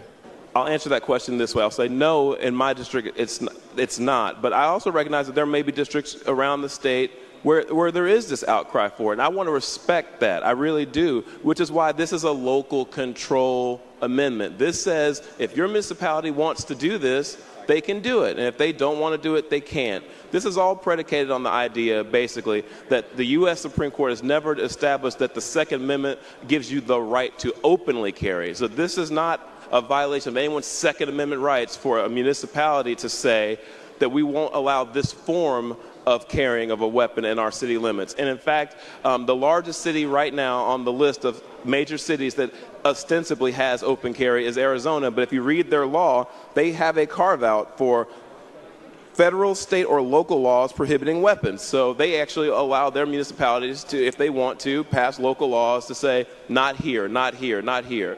So this is not an unprecedented concept in terms of open carry.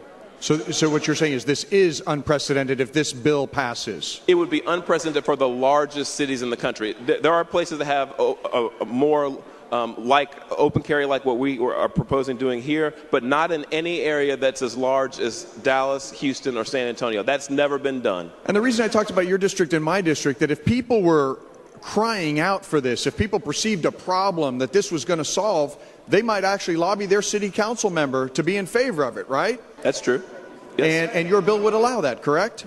I'm sorry, I couldn't hear that last question. Your bill would allow that. It would leave the policy decision to those people who are closest to our constituents. Absolutely. And who also oversee the police departments in the big cities. That's correct. It will allow them to change if they want to change back. Again, it just gives the local governments the choice. It's local control, pure and simple. Thank you, Representative. I have had an amendment very similar to yours. I'm going to pull mine down, and I'll come speak in favor of yours. Thank you. Madam Speaker. Representative Turner, for what purpose? Mr. Johnson, yield for a question. Representative Johnson, do you yield? Absolutely. Hey, Mr. Johnson, you do represent a city that has a population of 1 million or more, is that right? I do. Okay. And is it not a long-established principle in this House that if a member can do something for their district or their community, and it doesn't really impact anyone else, we honor that member's wishes generally, do we not? That's generally been honored in this body. Since I haven't been here forever, but I've been here 5 years, and it's generally been honored. That's been my experience as well. So your amendment would in no way affect Mr. Phillips' district or any other members' districts here unless they represent Houston, Dallas, or San Antonio, is that right? Unless you represent a municipality that's over 1 million, it would not affect you in the slightest. And even if you do represent a municipality that's over 1 million, it would only come into play if that municipality voted at the local level to do this. Right, absolutely. Well, I think you have a good amendment, and I hope this body will honor the longstanding tradition of respecting members' wishes for their districts. Thank you. Mr. Speaker. Members, the gentleman's time has expired. There is an amendment to the amendment. Clerk will read the amendment.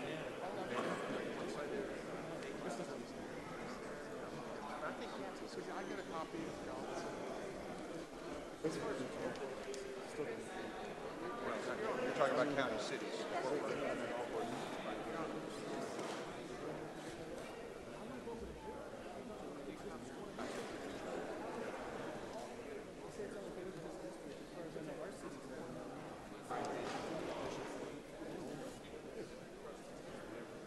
Christopher? Hey, Jim. What's going on, buddy? I don't know if I'm happy with you right now. So you went up there and said, hey, it only affects your district, blah, blah, blah. Well, it affects any city over there. Right. That's what I said. I said unless you represent Dallas, Houston, or San Antonio, it won't affect your district. Okay. I said Dallas, Houston. I thought when you said your district, you meant No, not just his district. I mean, a global yours. Yeah. It would definitely affect you. Oh, I know you know that. It's like, what's he trying to say? Now I better understand. Yeah, it's when you're trying to have a conversation here and listen to the mic. Yeah. Okay. All right, we'll see. My suspicion is this will be another 85 to 40 kind of vote thing. Let's see. Yeah, I'm sure. I don't know. It's kind of like we're all ready to go. So you're on the story. I agree.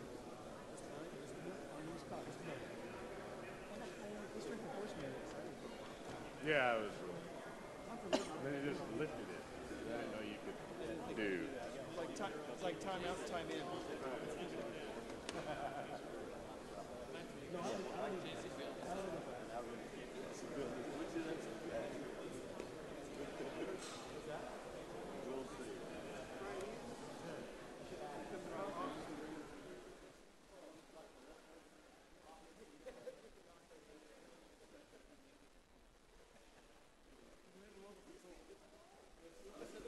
Liberty Local Control. DKRP.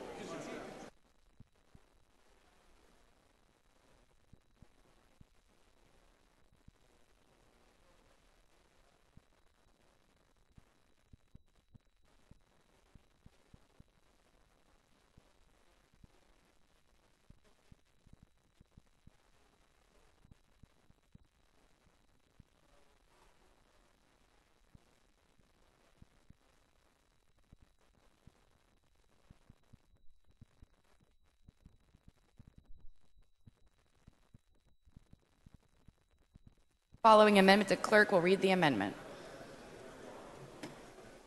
Amendment by Rodriguez of Travis. Chair recognizes Representative Rodriguez to explain his amendment. Thank you, Madam Speaker. Members, this is, I think Representative Johnson's been doing a really good job laying out his amendment, explaining the importance of local control, which we all say we're for. My police department's not for this open carry. My city isn't for this open carry. I've not gotten a single call from a constituent that's in favor of this. So what this amendment does, if we're talking local control, my city also wants the right to be able to opt out of this and be able to vote if we so choose, or have an ordinance if we so choose, to not have open carry in the city of Austin. So what this does is lower the population bracket to 750,000, which would include the city of Austin, and it's acceptable to the author. Representative Rodriguez sends up an amendment. Representative Villalba, for what purpose? Will the gentleman yield for a question? Does the gentleman yield? I yield. He yields. Will the 750 pick up any other cities other than Austin? So far we've got Dallas, Houston, San Antonio. 750 takes it to Austin. Are there any other cities other than those four? At this point, I believe it's just those four. I think Fort Worth is under 750. It's at 741,000, I believe. And so they wouldn't be included. But right now, it'd be those four cities. Thank you. Thank you.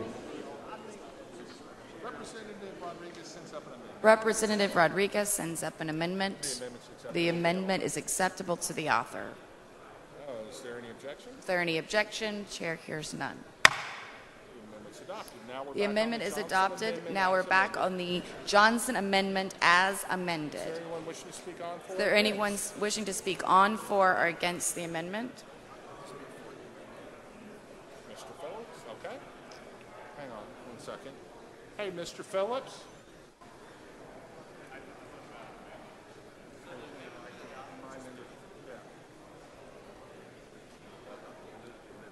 Chair recognizes Representative Phillips to speak. Thank you. I was told, Madam Speaker. I was told by What purpose, Representative Stickland? I just want to be clear on one thing. I would like to request a record vote on every amendment or amendment to the amendment going forward. Thank you. Thank you. Okay, so I was encouraged to let my response be shorter than the layout. So out of all due respect for these legislators that want to carve out areas of the state, we all travel around the state. We're all Texans. And this is an important issue that we don't need to have different jurisdictions have different things because we don't know. It's just like Speaker Craddock's texting bill. We need uniformity so we know what applies. Currently, right now, a knife that's legal in Austin isn't legal in San Antonio because we have patchwork. And so the last thing we want in something as serious as this is patchwork. And so I would respectfully move to table. Representative Turner, for Would what purpose? Mr. Phillips yield for a question? Does the gentleman yield? Yes. So this amendment, as amended, that you're moving to the table, would allow cities with a population of, I think, more than 750,000 to, if they choose to, pass an ordinance exempting themselves. Do you represent any cities of 750,000 or more? No, I sure don't. Okay. Well, what is the issue with letting Mr. Rodriguez, Mr. Johnson, and others who do represent cities of that size from just simply providing their local elected officials some measure of control and listening to their law enforcement professionals, their police chiefs and others, as to what the best thing is for their city? Because there are those that are co-authors of this bill that represent cities that large, number one. Number two, I travel to, own businesses in places that are like that. I transact business throughout the state, just like all of us do. I want to know the uniformity of the rules, and I think it's consistent. This is a type of thing that the Constitution gives the state the ability to do. The Texas Constitution, it doesn't say cities can regulate. It says the legislature can regulate the wearing of sidearms. We need consistency, Mr. Turner. That's why. And so my loved ones live in cities that large. So we're in this all together. We need a consistent policy across the state, and that's the answer to your question. But you're aware that the Supreme Court has consistently upheld that cities have the right to enact reasonable regulations with respect to firearms, are you not? No, I think you misunderstand that. It doesn't say that the cities can go over and above the state's decision to do that. Well, we would be making it clear that they could if we put on this amendment. And again, it wouldn't affect your district. It wouldn't affect it wouldn't even affect my district. I wish it would, but right. It would shortly impact your district, probably within 3 years. It would what? I just didn't hear you. I guess your city's growing pretty rapidly, so it wouldn't be long before it would be a while. It would be a while still. But for the reasons I've already stated, I think I answered your question respectfully. And to Mr. Johnson's earlier point, it doesn't bother you at all that Dallas, Houston, and San Antonio, if we pass this bill, would become the largest cities in the United States of America where open carry is permitted. Yeah. I think they have respectful, law-abiding license holders today, and I think they'll continue to have that. And I think the license holders in those big cities are just as law-abiding as those in the rural areas. Well, I agree that they are. Thank you, Mr. Phillips. I'd respectfully move to table. Madam Speaker. Representative Canales, for what purpose? Will the representative yield for questions? Yes. Yield? He yields. I would just like Representative Phillips, and I'm just asking you respectfully, I want you to explain to this body how you just finished using an example that you want uniformity with knives, but you won't take my amendment. If this deals with the Second Amendment and the right to bear arms, and you specifically use knives as an example, and that was my amendment, how is it you move to table it but then say you agree with it? Mr. Canales, I'm sorry your amendment didn't go on. No, I'm not asking you to apologize. I'm asking you to explain yourself. Let me explain the question. I already explained it a while ago. No, you didn't. I'm not asking. I'm actually explaining the question. Would you like me to answer the question? If you don't want to answer the question, that's all right. I feel like you won't answer it. Okay. Representative Burkett, for what purpose? A question for the Speaker, please. Yeah, I would be glad to yield. Representative Phillips, I'd like to ask, living in the Dallas County, are my Second Amendment rights not just as important as your constituents' Second Amendment rights? I believe they are. I believe they are as well. Thank you, sir. Thank you.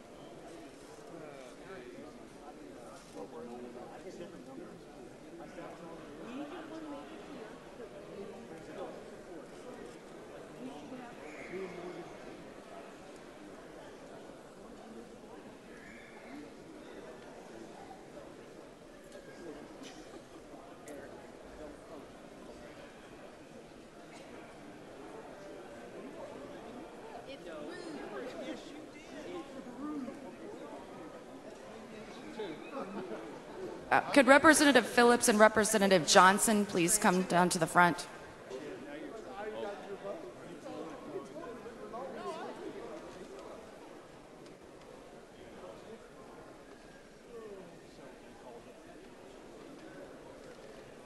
Chair recognizes Representative Phillips. Apparently, Mr. Anchia wants to speak on this, so I'm going to temporarily withdraw my motion to table.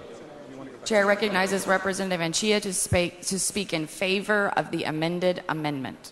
Thank you, Mr. Speaker and members, and I appreciate you hearing me out on this. I had an almost identical amendment that I have withdrawn, so we won't have to deal with it later. I would like to weigh in on Representative Johnson's amendment because I think it makes abundant sense.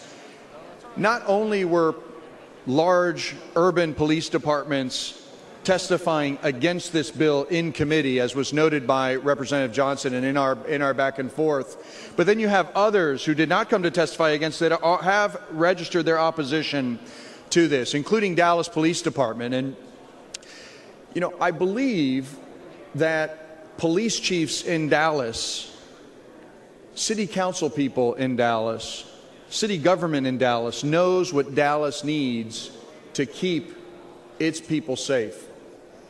And when experts in the field, when law enforcement says that this will actually make our communities less safe, that's something that we should listen to. And while I heard Representative Burkett talk about Second Amendment rights on the back mic just a moment ago, I'd submit that Second Amendment rights are trampled by just allowing local control so that experts in law enforcement, city council people, can determine what the best policies are for their communities. In the district that I represent, nobody is crying out for open carry. People think that the current system works just fine. In fact, I believe that this is a solution. Mr. Johnson. Will the gentleman yield for a question? Gentleman yield for a question. I yield. Gentleman yields. Thank you. Before you go on about your district, I wanted to ask you a question. You just brought up the Second Amendment, and Representative Burkett and Sheets just went up to the microphone and brought up the Second Amendment. You're an attorney. I just want to ask you a question to get some clarity on the law here. Does the Second Amendment of the Constitution, has it ever been interpreted by the U.S. Supreme Court, including Justice Scalia or anyone else, as barring a municipality or anybody else from putting a restriction on something like open carry? Does the Second Amendment require that you be allowed to carry a weapon openly? In my expert judgment as a corporate finance lawyer,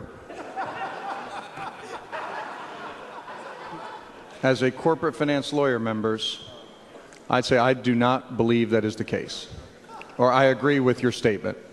Well, I'd love to hear from an attorney in this body who claims to be an expert on this area, because I have actually researched this, and I am no expert, but I have not seen any interpretation of the Second Amendment that says that inherent in your Second Amendment rights is a right to carry openly. I've never seen that, and I believe I have a quotation from Justice Scalia saying specifically that those actually fall within the ambit of reasonable regulations on gun ownership. So I'm waiting for someone to say that. I know you're a tall building lawyer, and you have terrific resources at your disposal, not only in your law practice, but here in the Capitol, and I believe you when you say that that is correct.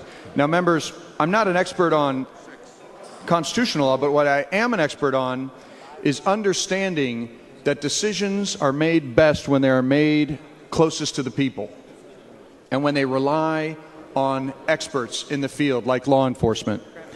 And so when law enforcement comes and testifies against legislation like this and says that communities are going to be less safe, I listen to them. And Representative Johnson's amendment is very simple. It says, hey, let the city council make that call in our large urban areas, Austin, San Antonio, Dallas, Houston. Not in your districts, just in these districts. Nobody in the district that I represent is crying out for open carry. In fact, I believe, and Representative Johnson, I'll come back to you in a moment, but I believe that this is a solution looking for a problem. And in fact, this is proffered, members, by the same groups that will come back session after session after session, ask for more and more and more because they need a reason for being. It's not about the Second Amendment. These are about outside groups that need membership and need scorecards. So this time around, it's campus carry. This time around, it's open carry. Last time around, it was private property rights that we trampled on. Next time around, it's going to be constitutional carry. These groups cannot be satisfied. And if you think you're just going to get away today with voting on this once, and next session they're not going to come back with something else, you're mistaken. We did stand your ground because we thought that's what needed to happen. Representative Munchia. We've done all these bills to satisfy these outside pressure groups, and what's happening is they're making our communities unsafe. I yield for questions. Thank you. I know others have questions to ask, so I'll ask you one more question. Do you not believe, or what is your opinion on whether or not the urban areas like Dallas, do we not have crime issues that are very different from rural or suburban parts of our state? Do we not have very interesting and different crime issues to deal with in those types of environments than other people in other parts of the state? It's like apples and oranges, Representative. It is density, it is versus sparse populations. The issues at play are completely different, and I think your amendment strikes the right balance and asks us to treat different situations differently and allows local control to carry the day. And that's why I'm speaking so passionately in favor of this. Mr. Speaker. Mr. Fallon. Gentleman, yield for a question? Yield for questions. Yes. Yeah, thank you. Gentleman yields. Representative Chia, were you aware that Representative Johnson's favorite Supreme Court justice was Anthony Scalia? I was not, and I suspect that's not the case. Mr. Speaker, does the gentleman yield? Mr. Chates, gentleman yield, Mr. Anchia. Yes, I yield for questions.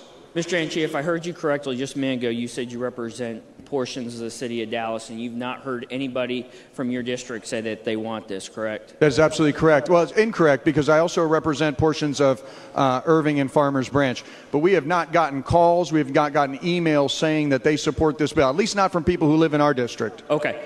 I represent portions of the city of Dallas as well. So does Representative Morgan Meyer, so does Representative Rinaldi, and so do several of others of us, Representative Burkett. We have heard from our constituents, and they do want open carry. And I live in the city of Dallas, and I want open carry. So this isn't an issue that I think where we should be treating the residents of the city of Dallas any differently than the residents of the city of Arlington or Cleburne or College Station or any other city in the state. Well, then you know what you should do, Representative Sheets? You should go lobby your city councilman and tell them, hey, we want open carry. And you can get all those scores of people that allegedly are calling your office from your district who want open carry and go down to City Hall and have them pass an ordinance in favor of that. Again, you're treating my residents differently because then they're going to have to do something no, your residents would be treated just like my residents. In order to get this right. Your residents would be treated just like my residents, Representative Sheets. And you could go down to City Hall and you could deal with DPD and law enforcement. And you can make the case, and I'm making the case today, Representative Sheets, that this is bad policy. If they do nothing, they have Any other questions?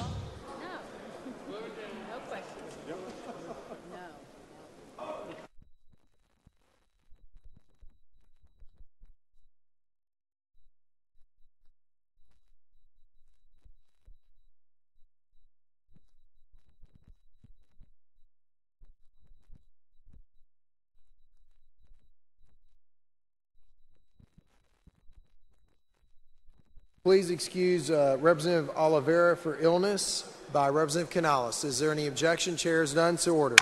Chair recognizes Representative Johnson to close.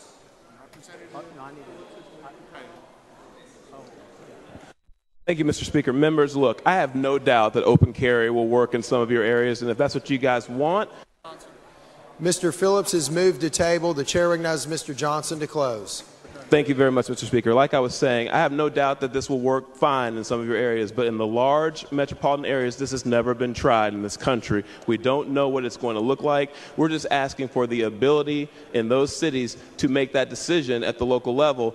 Meaning, if no ordinance gets passed to say no open carry, the default is we're going to be under the same state law as you all. When we pass this law, if we pass this bill, when we leave from here and this becomes active, Dallas will have open carry unless the city council wants to go back and say that doesn't work for us and they want to undo it. So that's what I'm proposing. That's the amendment. And I close on the amendment and I ask for a favorable consideration on this motion to table. Mr. Johnson sends up an amendment. Mr. Phillips moved to table. This is a record vote. The clerk will please ring the bell. Show Mr. on the motion to table. Show Mr. Johnson voting no, and Mr. Anchia voting no, and Mr. Phillips voting aye. Mrs. Howard voting no. Members, we'll give you a chance to vote from your desk. Have all voted? Show Dr. Zerwas voting aye. Have all voted? There being 93 ayes, 40 noes, 2 present not voting, the motion to table does prevail. Mr. Elkins, thank you. Chair recognizes Mr. Elkins for an announcement. Thank you, Mr. Speaker. I request that the request to grant committee permission to meet. The Government Transparency and Operation Committee meeting to meet at 3:15 in 3W9 at 3:15. Oh, at 3:15 today. Thank you. Members, you've heard the motion. Is there any objection? Chair is unsorted.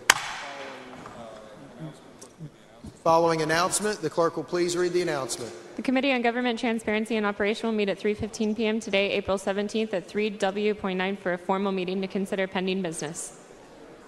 Mr. Stickland, Mr. Anchia, and Mr. Johnson, if you could please come to the front.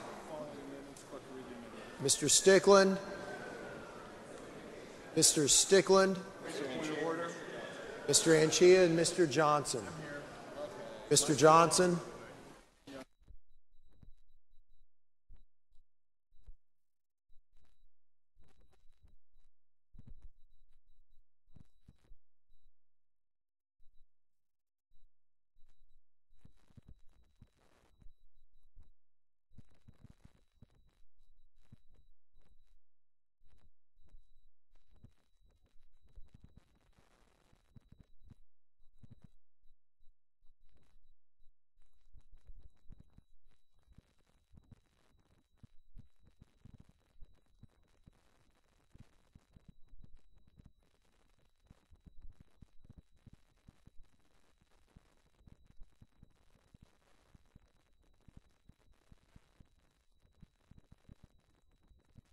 Following amendment, the clerk will please read the amendment. Amendment by Farias.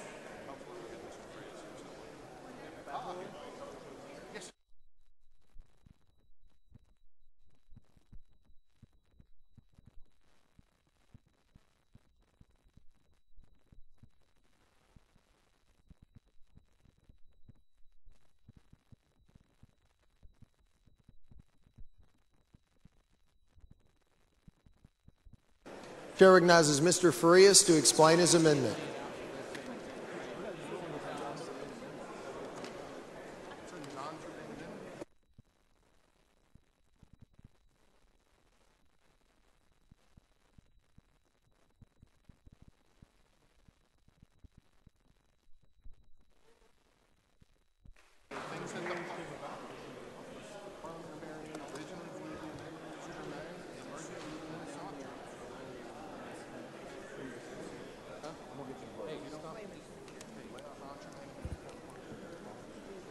Mr. Speaker, members, this amendment seeks to provide data that the legislature annually regarding handgun-related crimes. This amendment would provide an understanding of the impact this bill could have on our communities, families, and local law enforcement agencies. We are responsible to ensure the public safety, and the legislature must monitor when there's a potential that the public safety is put in jeopardy. I ask you to please support this amendment so we can study how this law will affect our state. And only then will we know the implications this bill could have on Texas. This is nothing more than trying to find out what have we done during the 84th legislature in creating the open carry and how it's affected our communities for the next biennium.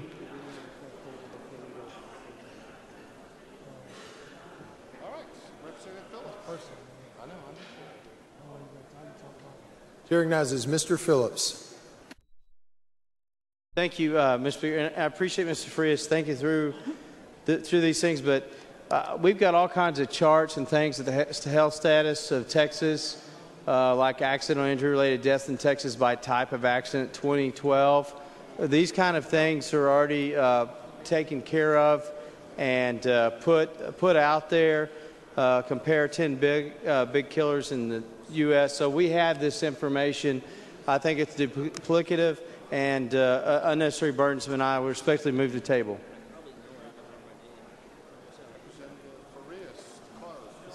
Representative Farias to close. Thank you, Representative Phillips, for that information. But we still haven't had a chance to see what these open carry is going to create. We can see all the charts that he's got, but we have yet to implement this law in the state of Texas. And without knowing what impact it's going to have in our communities, we won't be able to look at it in 2 years and find out if there needs to be some adjustments made to this law and trying to prevent issues that affect the use of handguns as they're carried on individuals' holsters. So we've got all these charts of all these other states and everything else, but we don't have any for Texas. And I think it's imperative that we actually wait for the next 2 years, do the study, and find out what impact it's had on us. And I ask that you help me and support me in voting against the motion to table.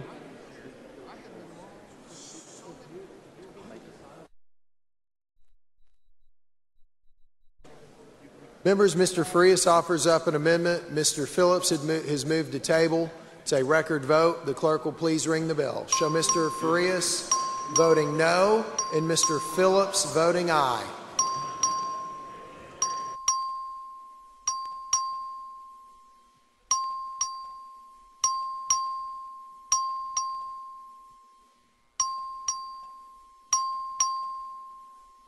Show Representative Coop voting aye. Have all voted? Have all members voted? There being 87 ayes and 45 nays, the motion to table prevails. Following amendment, the clerk will please read the amendment.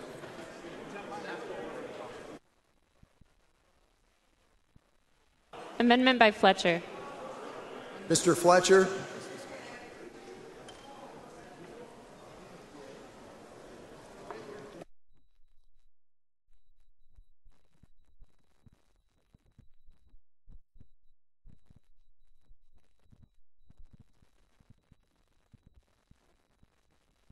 Chair recognizes Mr. Fletcher.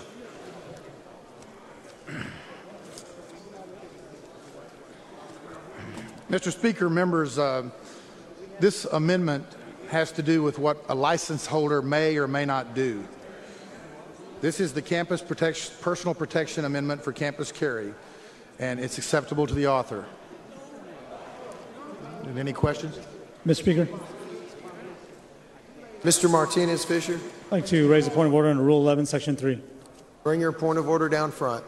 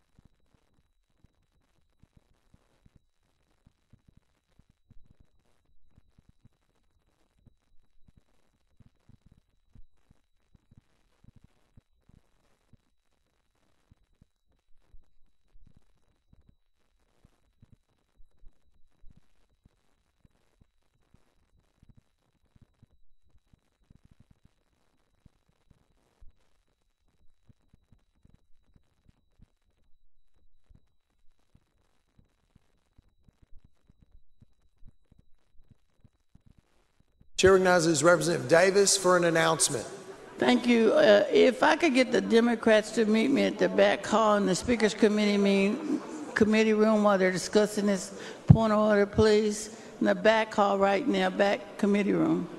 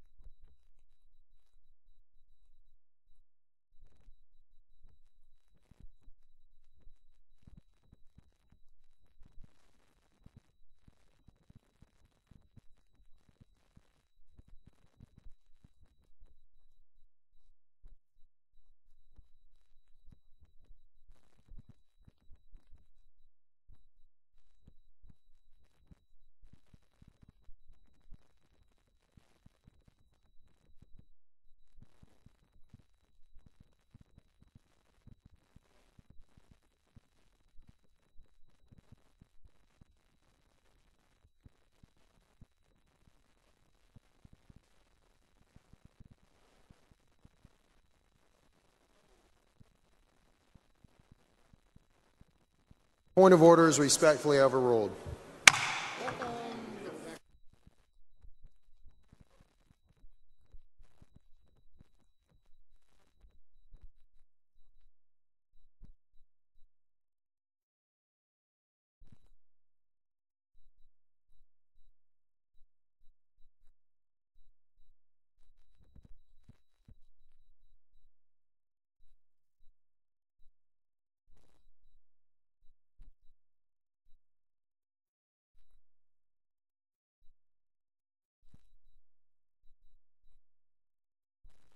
Mr. Speaker, Mr. Martinez Fisher. can you remind me what strict enforcement is on a vote?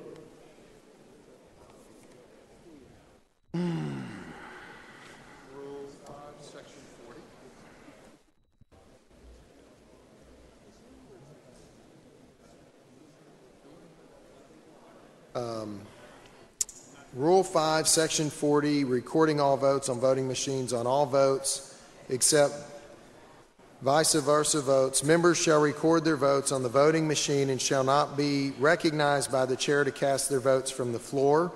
If a member attempts to vote from the floor, the speaker shall sustain a point of order directed against the members so doing. This rule shall not be applicable to the mover or the principal opponent of the proposition being voted on, nor to a member whose voting machine is out of order. If a member demands strict enforcement of this section, Section 47 shall not apply to the taking of a vote, and the House may discipline a member in violation of this rule pursuant to its inherent authority. And within that inherent authority, what are some of the ways the chair would discipline a member for voting for somebody else if strict enforcement wasn't called?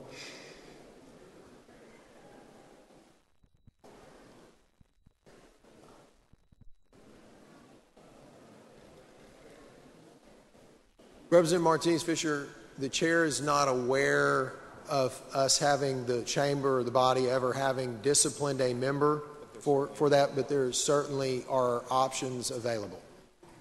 Thank you, Mr. Speaker. Mr. Speaker, I'd like to request strict enforcement on all amendments and all motions to table on record votes. Mr. Martinez Fisher, so on amendments but not motions to table, is that correct? Amendments and motions to table, record votes. Okay. Yes, sir. Members, all votes from here on in will be a strict enforcement vote.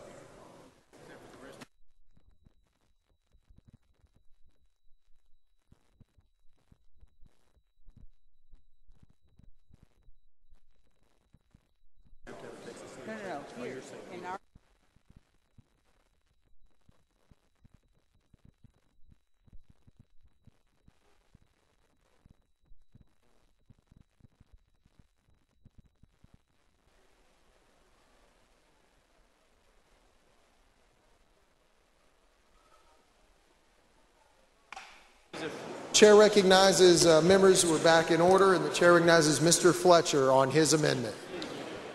Mr. Speaker, members, I'm going to pull the amendment down.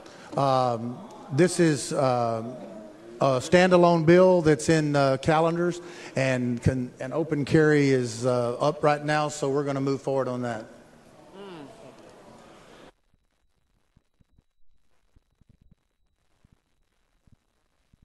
Amendment is withdrawn. Following amendment, the clerk will read the amendment. Mr. Farias. You need to pull 910.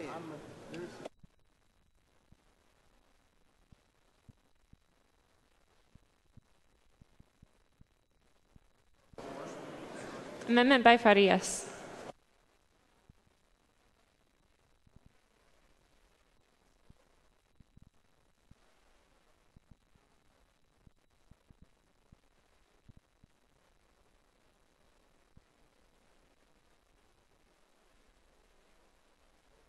Chair recognizes Mr. Farias.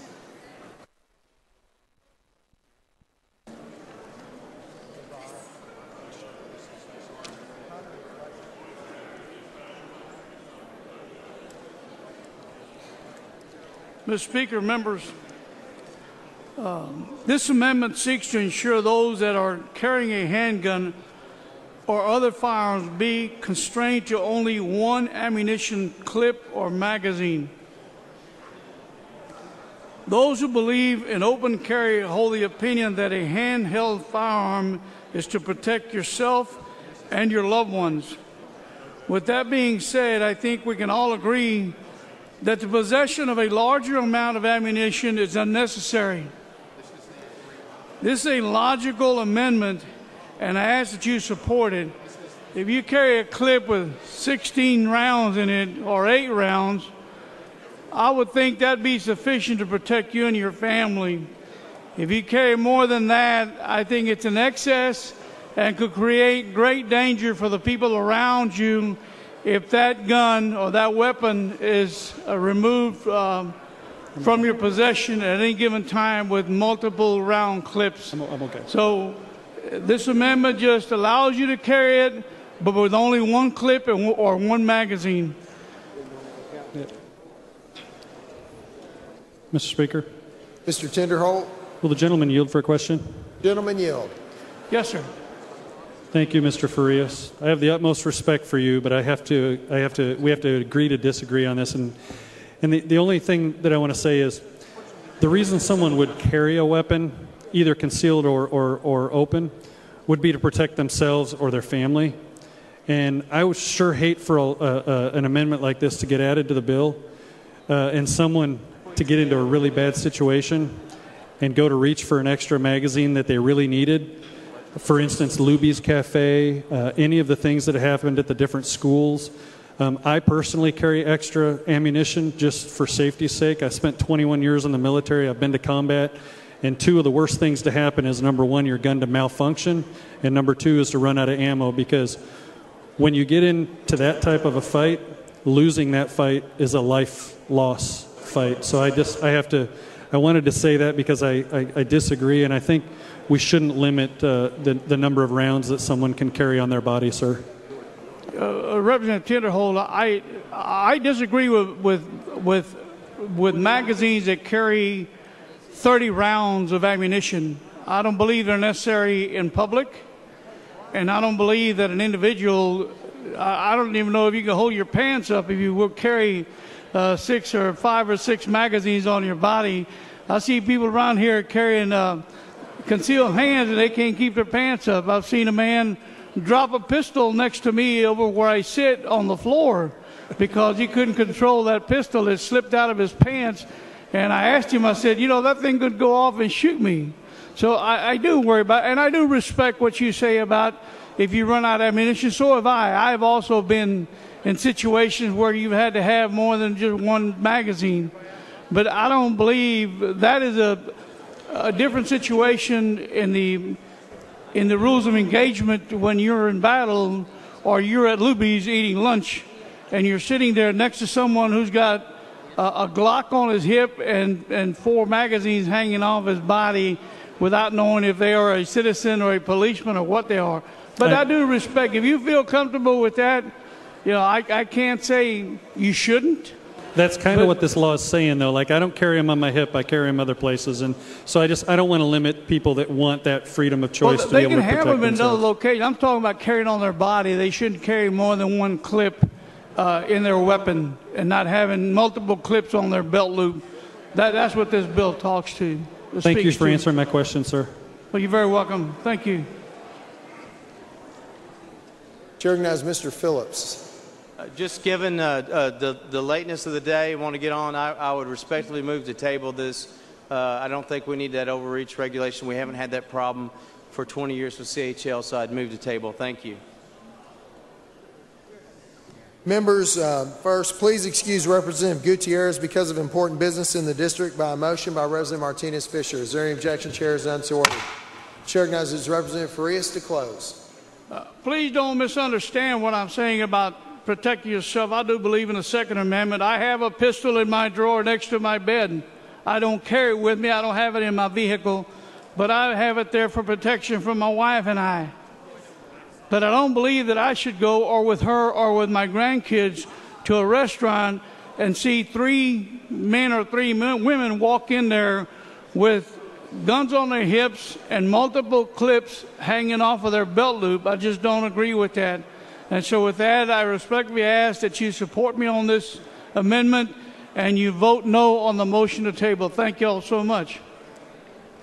Mr. Farias offers up an amendment. Mr. Stickland has moved to table. It's a record vote. The clerk will please ring the bell. And members, remember, it is strict enforcement. Mr. Phillips has moved to table. Oh.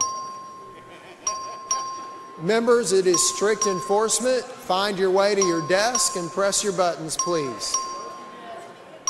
That's exactly what we intend to do, is let you get your desk.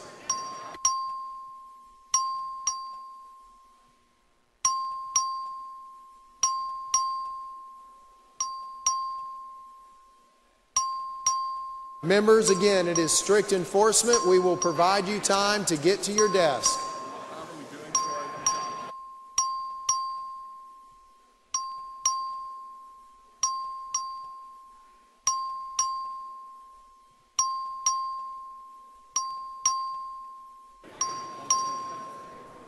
Have all members voted? Have all members voted? I apologize. Show Mr. Farias voting no. I apologize. Have all members voted? There being 91 ayes and 37 nays, the motion to table does prevail. The following amendment, the clerk will read the amendment.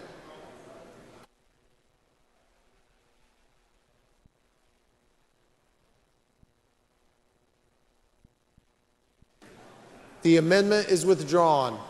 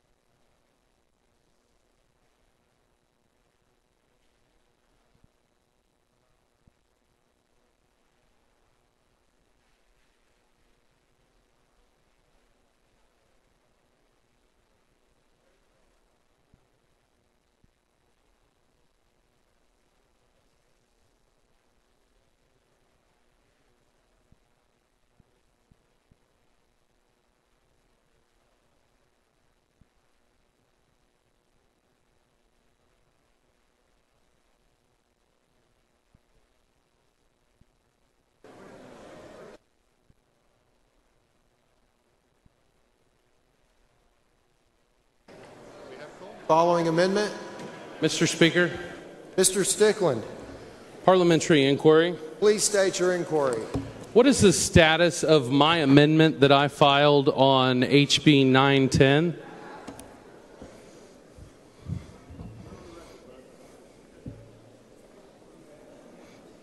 Mr. Stickland, we believe that your amendment is a non-germane amendment, and we've had those conversations up here with the parliamentarian. Parliamentary inquiry. Please state your inquiry. Who decided that it's not germane? It would be the Speaker in consultation with the parliamentarian. Parliamentary inquiry. Please state your inquiry. Have me and you personally had a discussion on whether this bill is germane or not? Yes, we have. And do you believe that I got to lay out my entire argument that it is germane to this bill?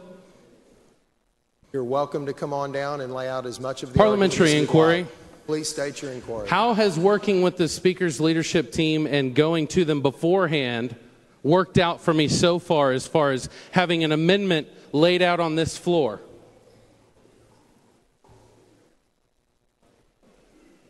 I'm confused as to whether that's a parliamentary inquiry. Am I required to come down and discuss it with you, or do I have a right as a member of this legislature to lay out a bill and wait upon the fact that a member of this body calls a point of order on germaneness? Mr. Stickland, first off, a bill would have to go through the proper calendars committee, Chairman Hunter's An amendment. committee. I apologize. An amendment. Okay, I'm sorry. And Mr. Stickland, in the case of an amendment, a precedent of about 50 years of this chamber is that when the ruling of the parliamentarian and the chair are that the amendment is non-germane, that amendment is never laid out before the body. Parliamentary inquiry. Please state your inquiry. Has the Speaker of the Texas House made rulings before that bills were not germane after a point of order was called on that rule? Amendments, I believe, is what you meant, but certainly. Then why Do I not have the opportunity to go through that process and argue the case for my amendment right now?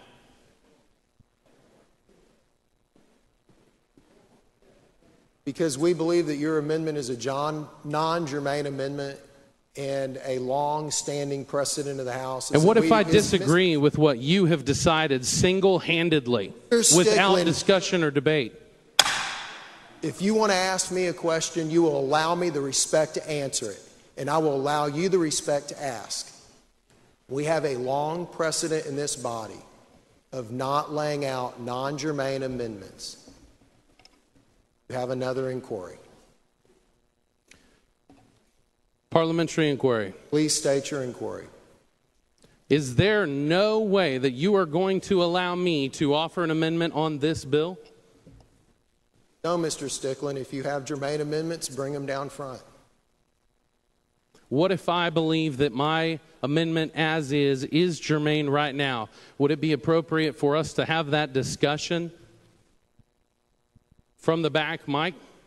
Mr. Stickland, I've already once invited you down to have that discussion. I'd welcome you to come down again. Parliamentary inquiry?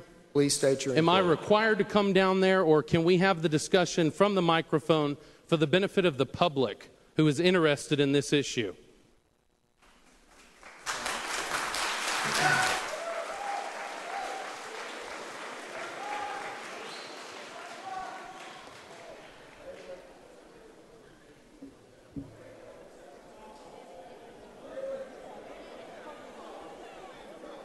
Mr. Stickland, a proper parliamentary inquiry would be about the status of the bill. That is not a proper parliamentary inquiry.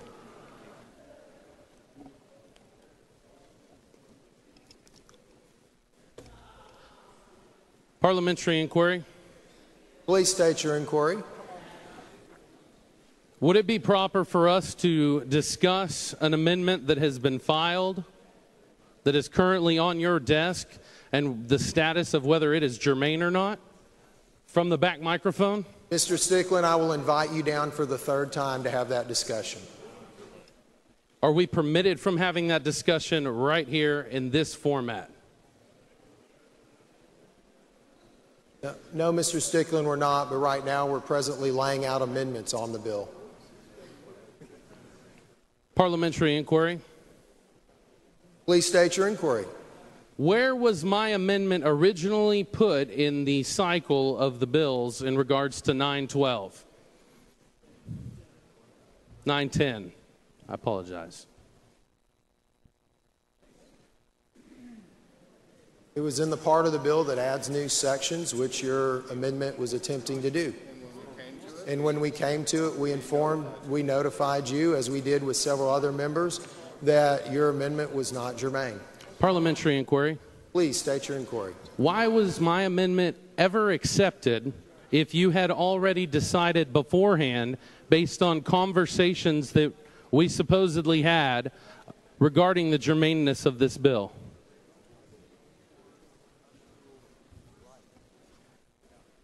Mr. Stickland, any member has the opportunity to file an amendment with the chief clerk. Why was it ever put into the rotation if you already had determined that it was not germane? I pre-filed this on Monday. Right, Mr. Stickland, because there's a process of you filing the amendment in respect and deference to a member who files an amendment. That amendment then is in the process, and it has to be filed, it has to be in the process, and then we review that amendment. Parliamentary inquiry. Please state your inquiry. At what point did the parliamentarian's office or whoever is going through the process figure out that my amendment was not germane?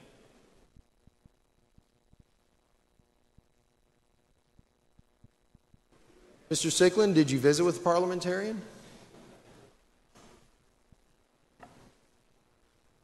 Could you please answer my inquiry, sir?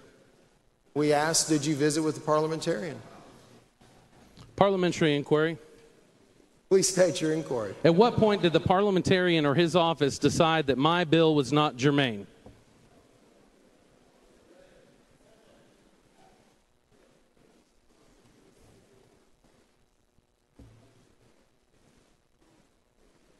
When you visited with the parliamentarian, he probably gave you information that is shielded under Rule 1, Section 10 then why did he put it in the queue if he made his decision after that conversation?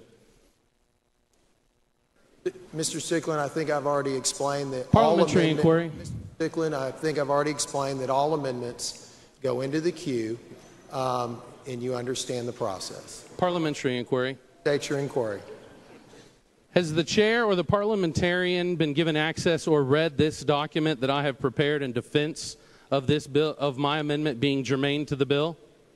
My vision's not good enough to see what document you're holding, Mr. Stickland. Is the chair or the parliamentarian in current control of any documents arguing germaneness from me or my office?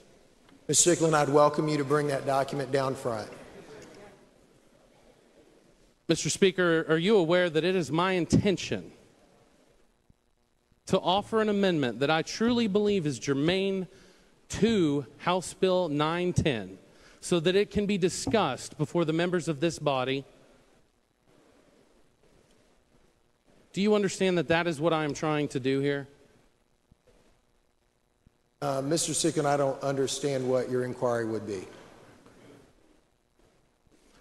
Is there any way that you are going to allow a representative of this House to lay out an amendment on behalf of his constituents and Texans all across this state? Mr. Stickland, we've invited you to come down and discuss that. Numerous members could sit and make the exact same argument over the last 50 years. Mr. Speaker? Mr. Pickett. Parliamentary inquiry. Please state your inquiry. Over the years, I've offered amendments, and when I've wanted to give opportunity to people see those, I've pre-filed those. And from time to time, the parliamentarian has said that he believes it might not be germane, and I've asked for a little bit more clarification on that. And at some point, working with the parliamentarian, they've suggested that it's not, and they were going to rule it not germane, and I pulled them down. There's other times maybe different. My parliamentary inquiry is, if this is the situation, and if you were to withdraw the non-germaneness and allow the amendment to be offered, I would immediately call a point of order if the speaker so choose, so that the member can go down and finally discuss the germaneness like we do with all other bills. So I would offer that up as a parliamentary inquiry. If you would withdraw that comment, lay the amendment out, I will immediately call a point of order on germaneness. Mr. Pickett, that would be based on the assumption that Mr. Stickland has not had a discussion with the parliamentarian about the germaneness of his amendment. So, again, I offer that to the body because I saw the amendment, and I'm not the parliamentarian, but in my opinion, as lots of other members, we look at amendments. I think his amendment is not germane. So if the amendment were to be offered, I would immediately call that point of order. I just would like the Speaker to know that. Thank you, Mr. Pickett.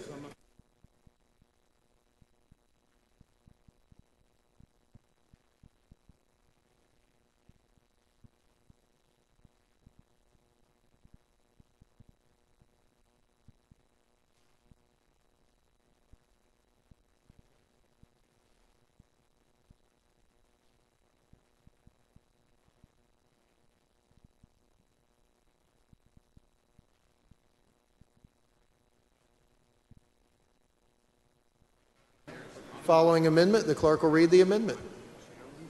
Amendment by Sanford. Chair recognizes Mr. Sanford.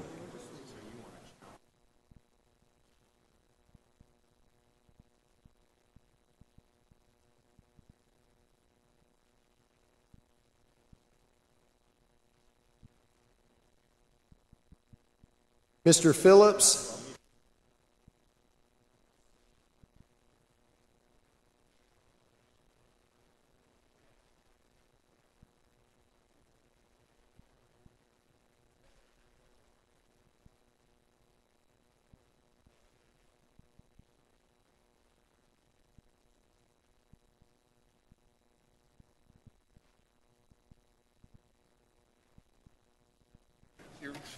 Chair recognizes Mr. Sanford to explain his amendment.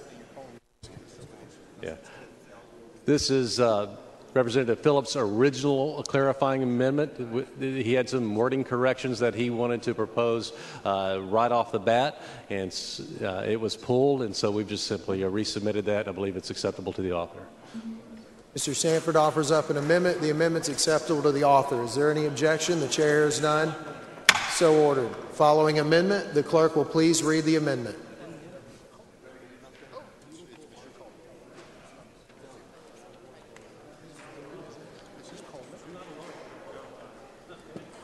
Amendment by Coleman. Who's that?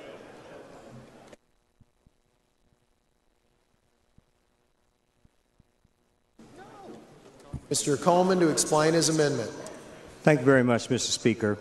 What this amendment does is it says that if we're using reciprocity for the use of a concealed weapon or open carry, that the states that we're having reciprocity with should have at least the same requirements as Texas has to open carry, or more stringent requirements. And that's because there are many states who don't go through the same type of training we have. They don't do the things that we do to make sure people are using their firearms safely.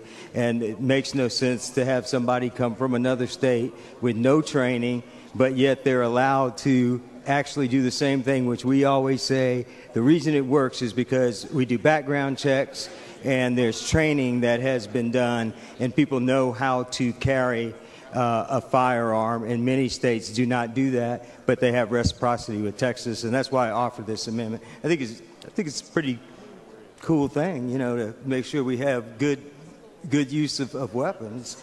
So I think that this isn't trying to do anything but make sure that when this bill goes out and it says these are the requirements for someone to have open carry, that they're the same, that someone else who's using the same a license from another state, when they come to Texas, that they have the same requirements on them.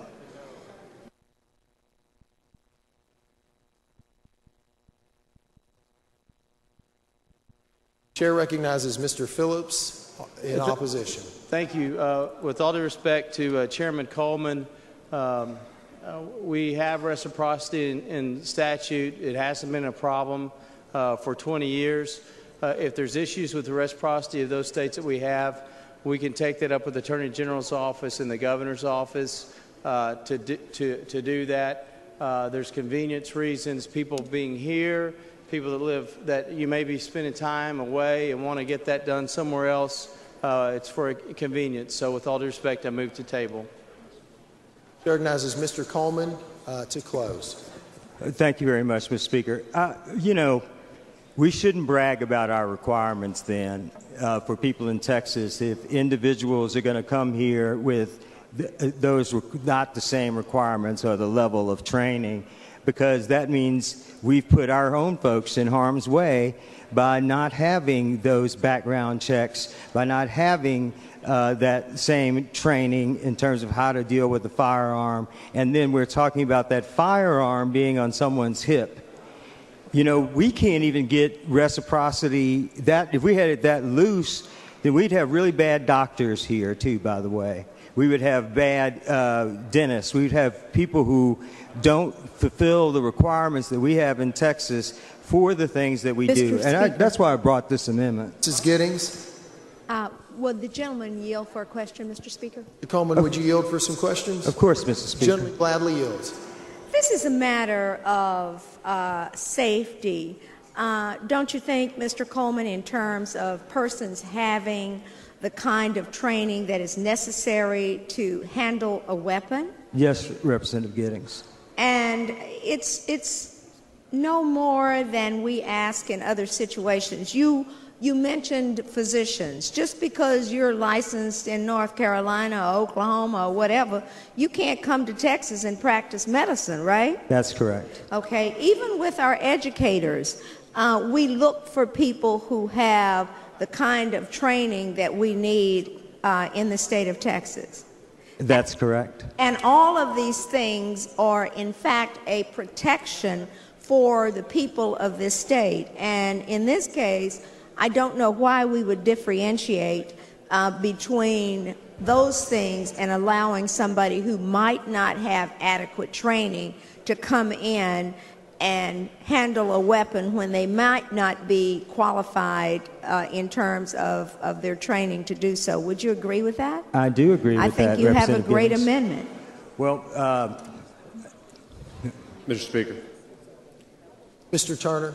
Would Mr. Coleman yield for a question? Ms. Coleman gladly yields, Mr. Turner. Thank you. So, Representative Coleman, just so I understand your amendment, you're essentially saying that this would preserve the high standards that I think everyone agrees have worked fairly well under the Texas concealed handgun law for the last 20 years, would preserve them going forward and not allow a reciprocity agreement with another state that perhaps had lesser standards to dilute the effectiveness of what we have in Texas. Is that right? That is correct, Representative Turner. Okay. And so essentially your amendment says that Texas will decide what standards we're going to have for this law. We're not going to let North Carolina or Illinois or New York or California, we're not going to let them decide what's acceptable in Texas. We're going to say Texas law determines what's allowed in Texas. That's correct. And so it wouldn't be unusual to see someone actually go to get a carry license actually in another state so that they can have a carry license in Texas under a less investigative process where it might not even be a background check. Great. Well, I think you have a great amendment. I hope the body passes it. Thank you. Members, this is about the safety of our citizens, and the reality is, why have standards if people can wire around them very easily? And then that puts our constituents in harm's way, not because we have an open carry law, but because the requirements in another state do not meet the high standards of this state, the state of Texas. So I'd ask you to vote no on the motion to table. Members, the chair has been informed by the member who requested strict enforcement that they desire to lift strict enforcement. I wanted to let you know that. Mr. Coleman has offered up an amendment. Mr. Phillips has moved to table that amendment. And again, members, we are not under strict enforcement at this time. So it is a record vote. The clerk would please ring the bell. Please show Mr. Phillips voting aye and show Mr. Coleman voting no. Show Mr. Huberty voting aye and Mr. Anchia voting no. Have all members voted? Have all voted? There being 91 ayes, 41 nays, and 2 present not voting, the motion to table does prevail. Following amendment, the clerk will please read the amendment. Amendment by Tinderholt. Chair recognizes Mr. Tinderholt to explain his amendment. Thank you, Mr. Speaker. Right now, under current code, Penal Code, Section 46.03, there's a possibility that you could be carrying your concealed handgun lawfully at a park, at the Capitol. If a school bus of children came here, they could be arrested because that location by proxy, because the children are there, becomes an extension of the school. All my amendment does is it takes that away and offers a defense for the person, a defense to prosecution. It's really, really simple. I'm not going to spend a lot of time on it. It's cleanup. It basically allows a defense to prosecution if someone is legally and lawfully carrying a weapon in a place that they're allowed to do it, at a park, a school bus shows up, and a police officer decides that that person shouldn't have been carrying a weapon because all those kids are there. Very simple. I respectfully request that you vote yes on this. Thank you. Chair recognizes Mr. Phillips in opposition. Thank you. I'm going to move to table this. I don't know that the concept isn't bad, but it's kind of confusing to read it. I'm afraid that there could be some unintended consequences of this. And we've got a bill or two in committee that we're working on to try to make sure we do things like this. This is, I think there's another bill similar to this. So I just respectfully move to table, even though it might have a good outcome. I just don't think this is the bill to put it on. So I would respectfully move to table. Mr. Tinderholt to close on his amendment. Yep. Thank you, Mr. Chairman. I appreciate those comments, Mr. Phillips. Simply, if they're legally carrying under Chapter 411, Subchapter H, they're not otherwise prohibited from carrying. They're on property that's not an educational facility, and they're not a participant in the actual activity for the children. I move that you support this and do not table this amendment. I request that you vote too. It's very simple. Mr. Tinderholt offers up an amendment. Mr. Phillips has moved to table. It is a record vote. Again, it is not strict enforcement. The clerk will please ring the bell.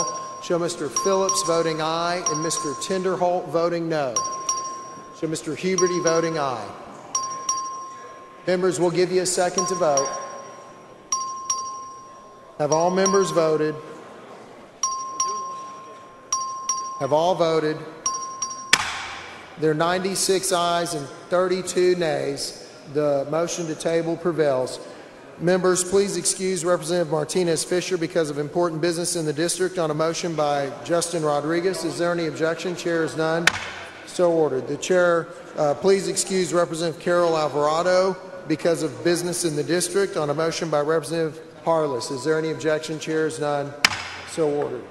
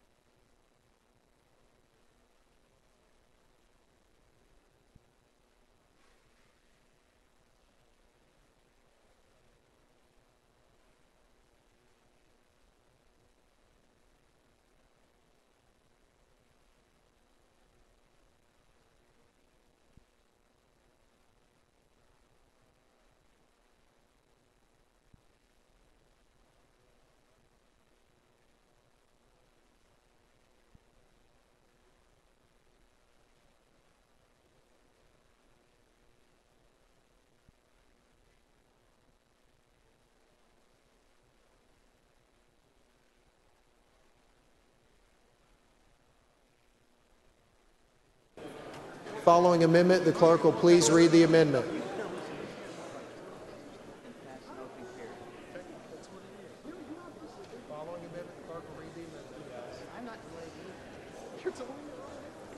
Amendment by Turner of Tarrant.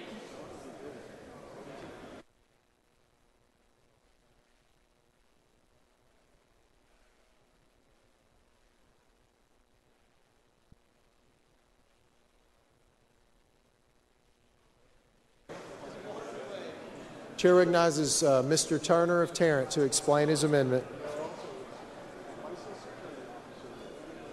I think y'all have already done this.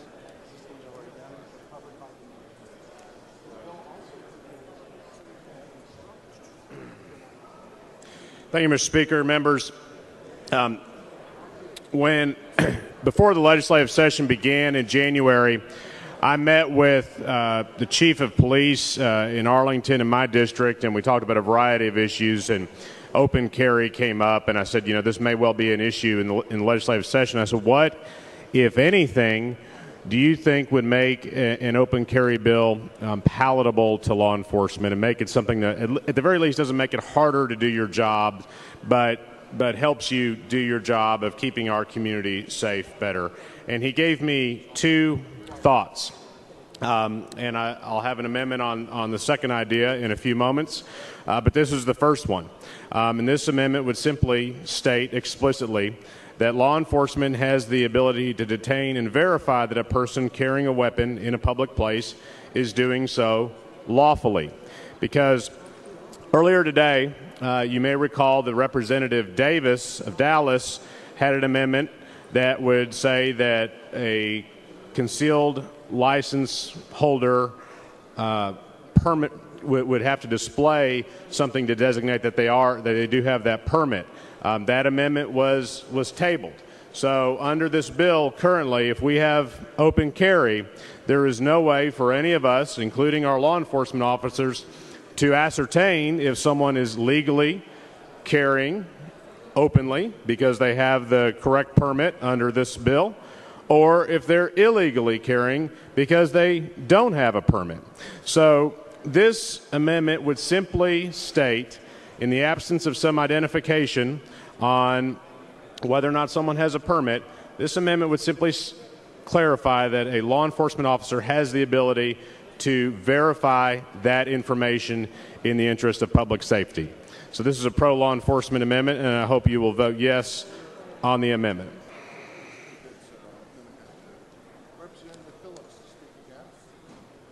Mr. Phillips in opposition. Thank you. I would respectfully move to table this amendment.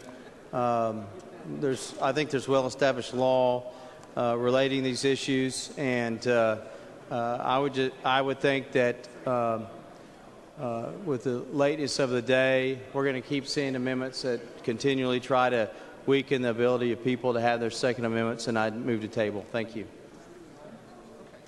Hold on, Mr. Phillips up. Mr. Turner.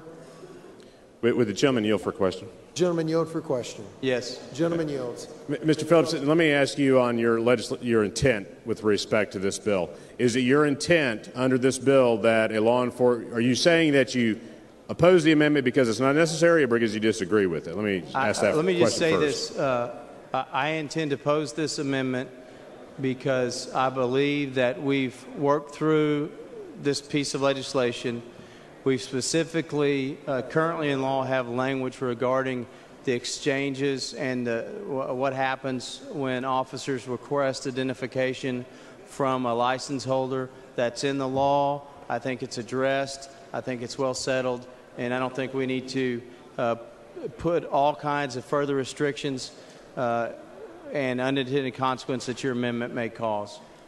So is it your intent with your legislation, that a police officer, a law enforcement official in the state of Texas, has the ability to verify that someone who is openly carrying a weapon has the appropriate permit at their discretion? My intent is to keep current law, which is found in the... well, I understand, but we're writing a new law here. I'm just saying, as it relates to that exchange between officers as found in the Texas Concealed Handgun License Laws 2013-14. So my intent is to stay the same and to try to create new intent or to have some kind of argument and start giving terms of art. We're going to have we could have a problem with the law. So I think legally, if I say we leave it as currently is, the requirements currently in law, that's the intent I would have as it relates to that interchange you're talking about between an officer and a license holder. So understood. So the current law obviously applies to a concealed handgun license because that is the current law. Is it your intent that the current law regarding a police officer's ability to verify the permit will also apply to open carry? Right. The way the current law is written is under the government code would be correct. Okay, so the way the current law is written, it will also apply to House Bill 910. We don't change anything regarding a license holder obligation under that. That's correct. And you don't, and law enforcement still has the ability to, if they deem it's necessary or appropriate, to verify that someone's holding the appropriate permit. They have every right to do that as part of their law enforcement responsibilities. Well, now you just said a whole bunch of words that are not what the law may or may not say. What I'm saying is we're not intending to change what the law relates to as far as an obligation of a license holder in their meeting with the peace officer. I can't make any clearer than that. I mean, the law says what it is. And understand, but I'm not talking about the obligation of the license holder. I'm talking about the ability of the law enforcement officer to be able to obtain that information. Of not changing the law. Whatever the law is on that, as it stands today, it stands in the future. You are changing the law because you're about to pass a bill that would dramatically change the law. So I need to make sure that the current law is going to apply to this new law. Is that fair to ask? I see what you're saying, and I'm trying to answer. I'm not trying to be difficult. I just don't want to start agreeing to some words that you may say that I don't think describes the current law. So the current law is real clear about what happens in the interchange between a license holder and a peace officer. And I think we leave it at that and say we're not changing that. I understand we're not changing that, but you can't, so you're not able to say, so if House Bill 910 is finally passed and is signed by the governor, is enacted later this year, that if a law enforcement official sees someone openly carrying a weapon, they have the ability to ask that person for their permit. That's the question. Well, as it's as the statute reads in there, that's the obligation that they have. The licensed carrier, if they have a right to ask them about a driver's license, to see their license or ID, they must present that to them. Right. I understand the obligation on the permit holder, but the law enforcement officer has the... It's whatever the current law is today. Okay.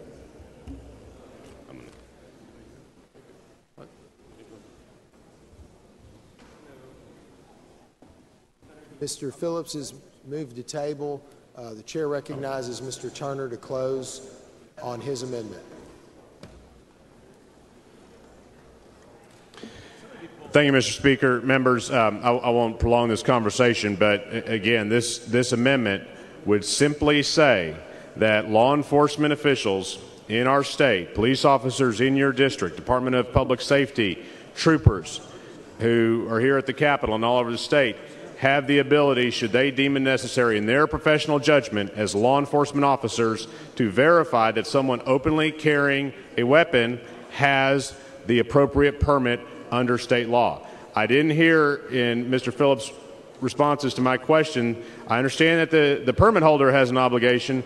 I never understood clearly that the police officer has the ability under House Bill 910 to do that. That's why I think we need this amendment, and I ask that you vote no on the motion to table.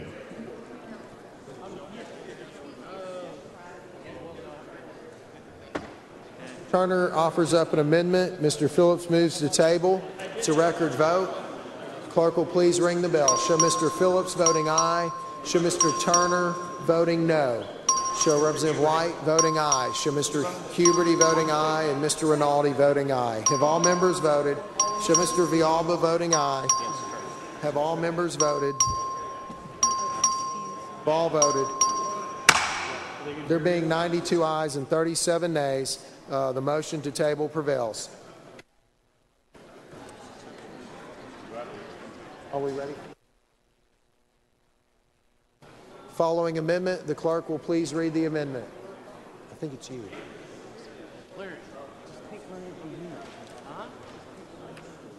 Amendment by Huberty.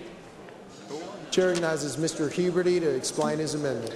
Thank you, Mr. Speaker. Members, if you look on your computer, I can explain this pretty simply for you. I want you to, if you have time for a minute, and depending on how this goes, I'm hoping maybe the chairman will accept this. If you type in school board shooting in Florida in YouTube and you watch the last 25 seconds of the video, it's about a 6-minute long video, there was an incident that happened where a gentleman came into a school board meeting and had a problem and ended up shooting the president, the vice president, and then took shots at everybody else. I showed it to Ms. Burkett. I showed it to Patricia Harless earlier and a few other members. It's pretty interesting. But all this amendment does is it allows a school board, at an official school board meeting, a member of the school board or the superintendent of the school governed by the school board to be able to carry. I know that people have said, geez, why can't they do it? It's just because you have schools, sometimes small schools, may not have an administration building or it can be considered a school campus. I know that there are districts out in, I believe, your neck of the woods that allow them to carry, but some don't. And I can tell you, if you've never been at a school board meeting, you've never had some very upset parents at you, you want to be able to protect yourself, especially when you're leaving the meeting and on the way to the car. It's not in statute today. I filed this bill 3 sessions in a row, never been able to get out of committee, but it's important. I think school board, my chairman's laughing at me over there, but I think this is important for our school board friends, so I move passage. Mr. Speaker. Mr. Canales. Will the gentleman yield? Mr. Huberty, would you yield for a question for Mr. Canales?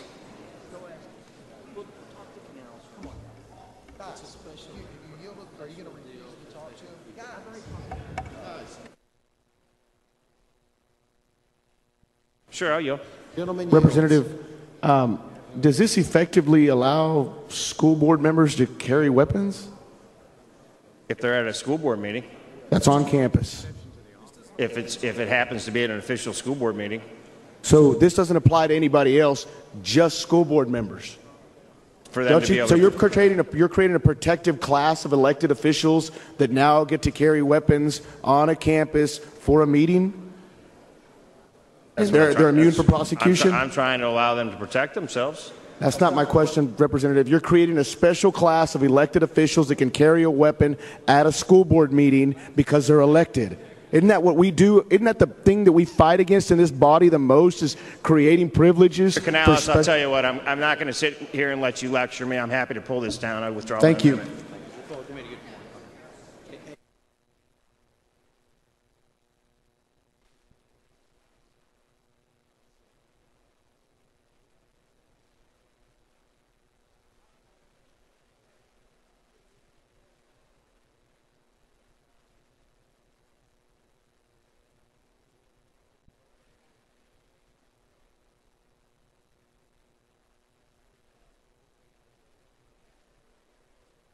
Mr. Turner of Tarrant.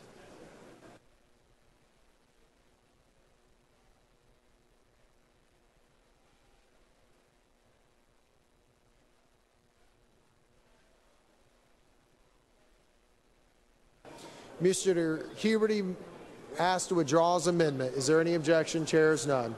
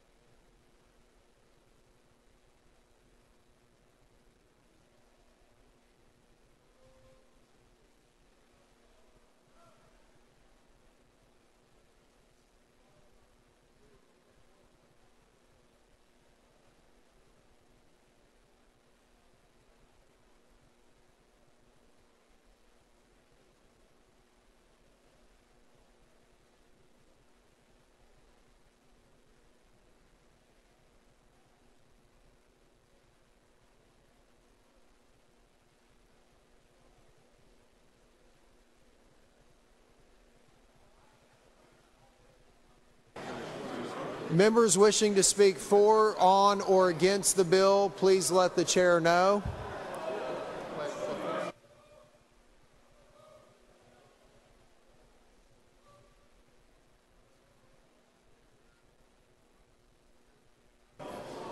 Members, Mr. Stickland has requested that his comments in relation to the discussion of the germaneness of his amendment be placed in the journal. Is there any objection? Chair hears none. Mr. Speaker. Mr. Stickland. Can I also request that the dialogue between me and the chair be placed in the journal?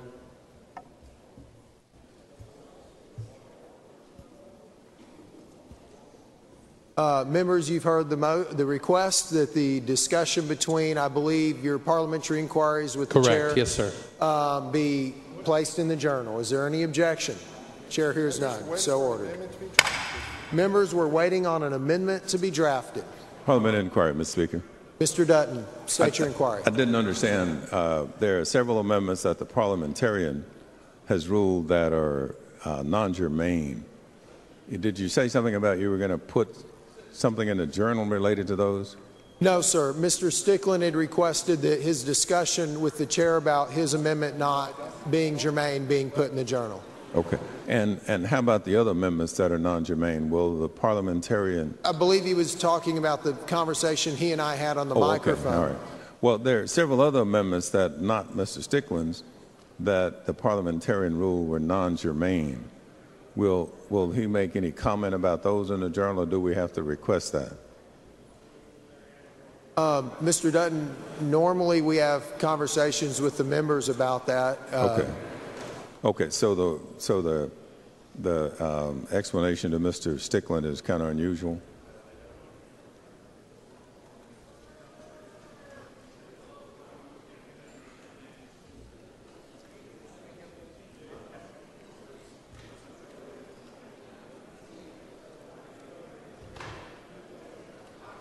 Thank you.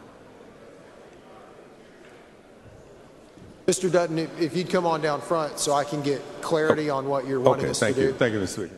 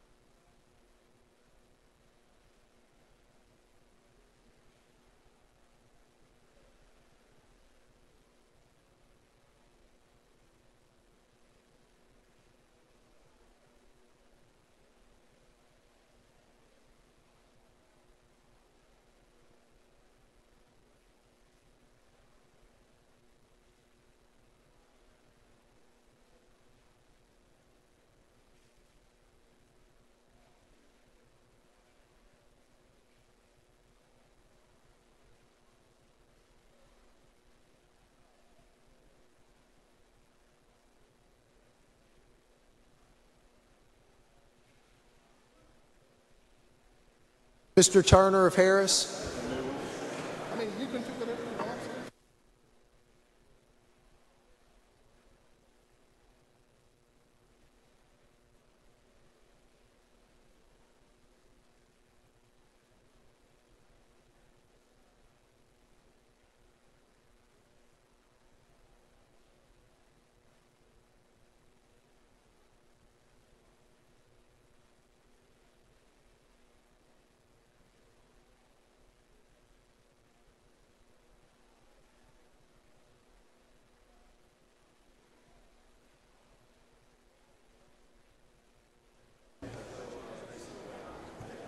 Mr. Speaker.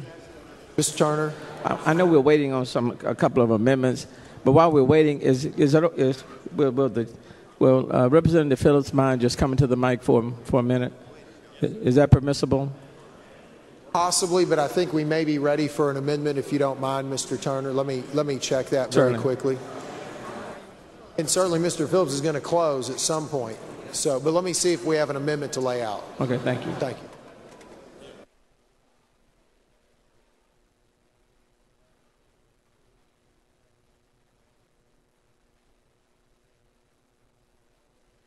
Following amendment, the clerk will please read the amendment.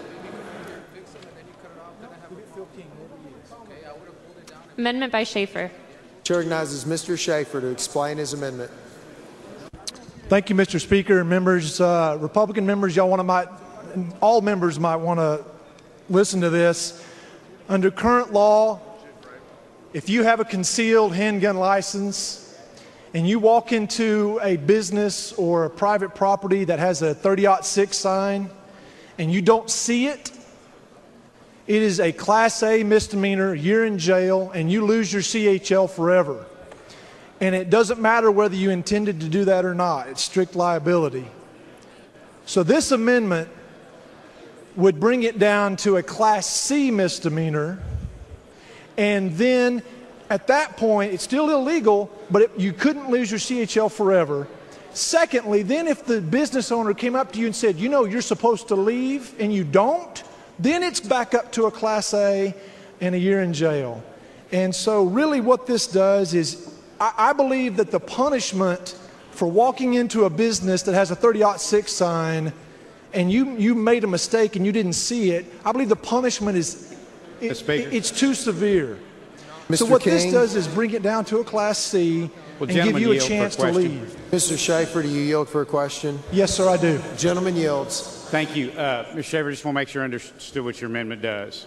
So right now, if somebody walks in, they don't see the sign, they just weren't looking, they don't see the sign, they walk in, they're not intending to violate, it's a Class A misdemeanor, which is like a year in jail and $2,000 fine, something like that. And so what you're just saying is, if they just walk in, they didn't notice it, it's a Class C misdemeanor, which is like a $500 fine, no jail. But if somebody points out, like the shop owner says, sir, we're a posted premises, then if they don't leave immediately, then it becomes a Class A. That's correct. So you're just it's kind of like we're trying to do before, where somebody's coat slipped up and it accidentally showed their gun. They didn't mean to. That's what you're trying to say. If it's basically an accident, it's just a Class C misdemeanor. But if it's something they're refusing to leave or did intentionally, it's still a Class A. That's correct, Representative King. That makes perfect sense. But That's not a good only is it amendment. a Class A right now under current law, but if you're convicted of that Class A, even though it's that you lose your CHL license for life, and I think that's too severe. No, that's a good amendment. Thank you. Mr. Speaker, I move back. Mr. Speaker? Mr. Dutton? Would the gentleman yield for a question, or two, or three? Gentleman yields.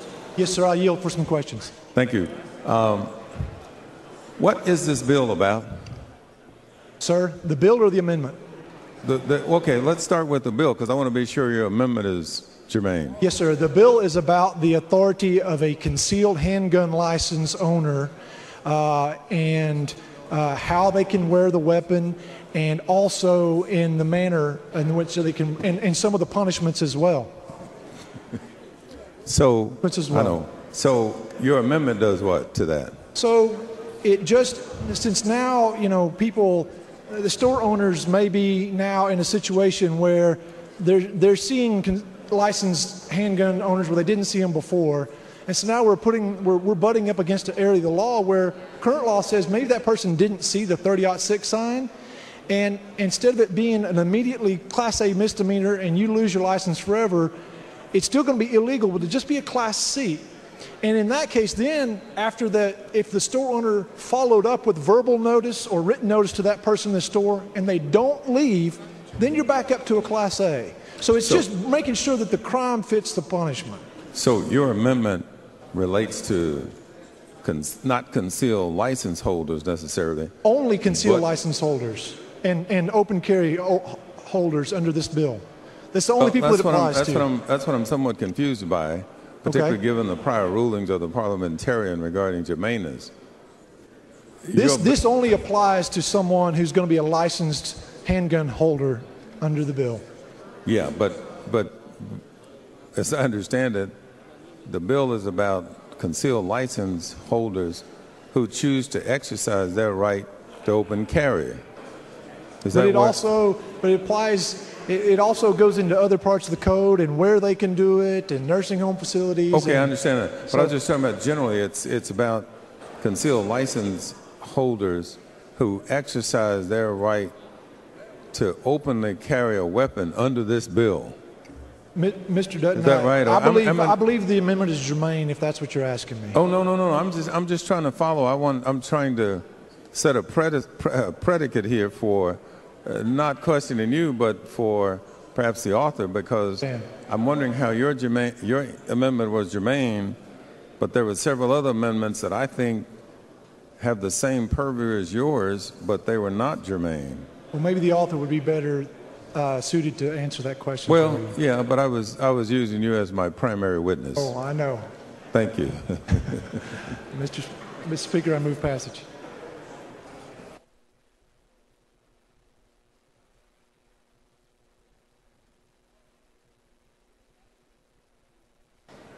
Chair recognizes Mr. Phillips in opposition to the amendment. Thank you. I appreciate Mr. Schaefer trying to make it easier on us, but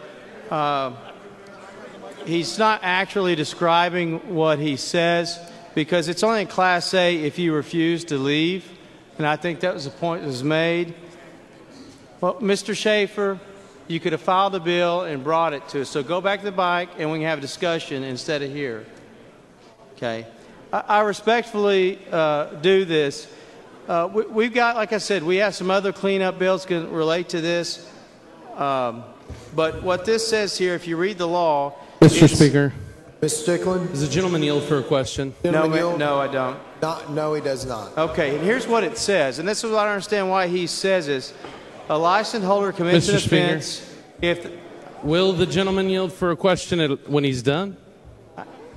I'm not yielding right now. Gentleman's not yielding at this time.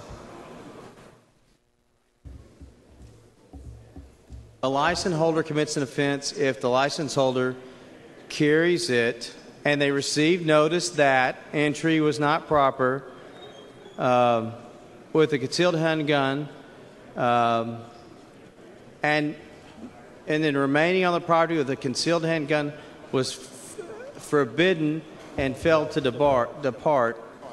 I just think at this point we don't need to be rewriting that on the floor. Mr. Speaker. Mr. Strickland? Does the gentleman yield for a question? Gentleman yield for a question. On what? On what? A question. Oh, on the amendment? Yes. Yes, the gentleman yields for a question on the amendment. Representative Phillips, you just made a statement that I wanted some clarity on. You specifically said that Representative Schaefer could file a bill if he wanted to dealing with this. I believe that he has. Were you aware of that? That he's filed bills? He's filed several bills. And he had one that was set for a hearing this week before. And Representative Phillips, are you aware that someone else has filed a bill that they care about and that 100,000 Texans have signed a petition for, held 6 rallies at this Capitol, and have been lobbying the legislature for a hearing on the bill in your committee for months? Members, we confine our remarks to the discussion before us of the amendment before us. Thank you.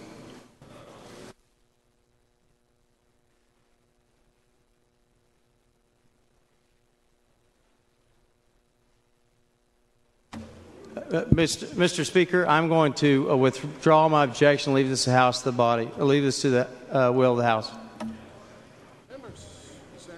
Chair, is there anyone wishing to speak on, for, or against the amendment? The chair recognizes Mr. Schaefer to close.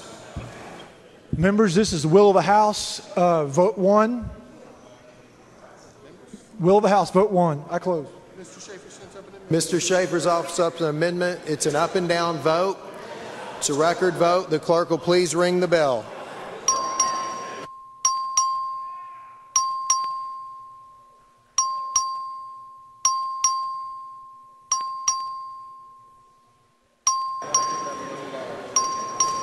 Have all voted? Have all members voted? Show Mr. Hughes voting no. I'm sorry. Show Mr. Hughes voting aye. Show Mr. Alonso voting no. Show Mr. Keogh voting aye. Have all voted? There being 98 ayes and 24 nays, the amendment passes.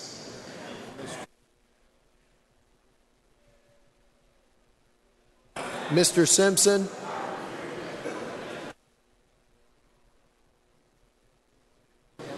Members, is there anyone wishing to speak on, for, or against the bill? Chair recognizes Mr.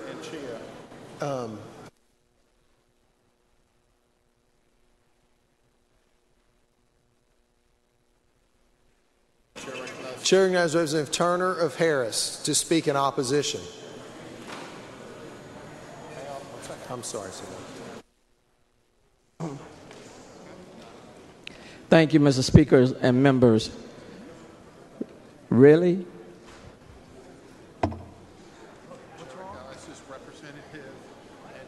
Chair recognizes Representative Anchia to close in opposition. Thank you, Mr. Speaker and members. My comments are not going to be quite that short, but I want to walk you through a couple things.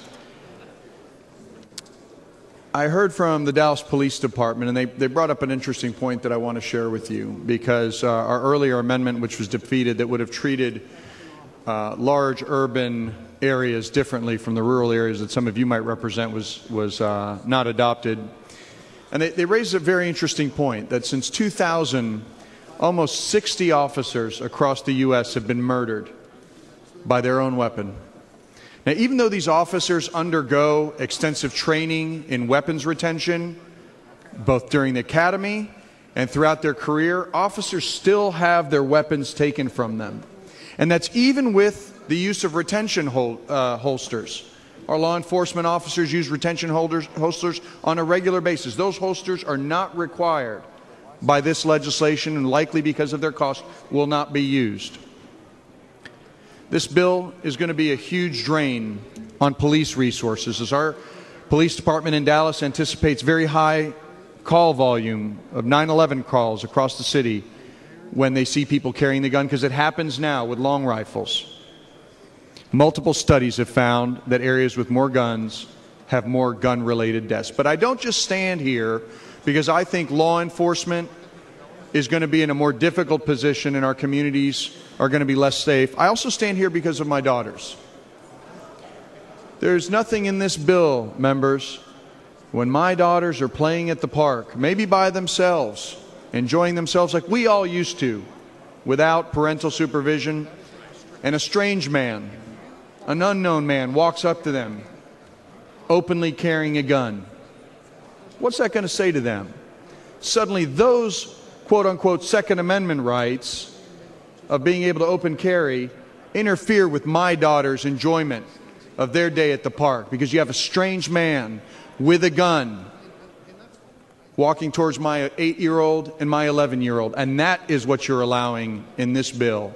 So I rise, members, not only for the men and women of the Dallas Police Department, I rise for my daughters, because I think this makes it less safe and it infringes on their right to enjoy their community and their parks. Thank you.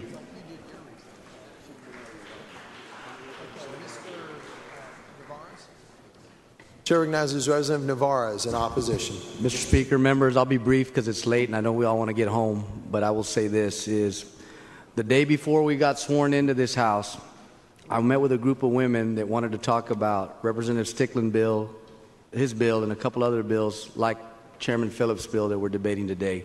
And I told them that I would support a bill that looked and felt like concealed carry. The following day, I got sworn into this House, as all of us did, and something happened. And after that day, a lot more things started to happen. And what it told me is that the vitriol, the anger, and the hate that surrounds this issue is outside the walls of this chamber, and we're not contemplating it, because we seem to live in this fantasy world about protecting Second Amendment rights at all costs. And I can tell you that in my vice chairmanship of the Homeland Security Committee, which I enjoy with Chairman Phillips and the rest of the members of that committee is I keep hearing this testimony about the Second Amendment and that the right to bear arms should not be infringed. But those people failed to read the beginning stanza of that. And it says a well-regulated militia. And what we have here is a trail, a descent down a path that we're not going to be able to come back for. And just like Representative Anchia said, that this isn't enough for these people that are up there in the gallery cheering and clapping because they believe Second Amendment rights have been extended. It won't be enough. Next session they'll be back and they're going to want something else. They're going to want for us to be running down the street, waving our guns, and it's going to be okay. And that, folks, is unacceptable. And while maybe January 11th it would have been all right for me to vote 1 on this bill, today I'm a 2 because I'm going to vote against anger, I'm going to vote against hate, and I'm going to vote against the progression of what I see as the deterioration of our state into something that resembles, I don't know. And so with that, I leave you.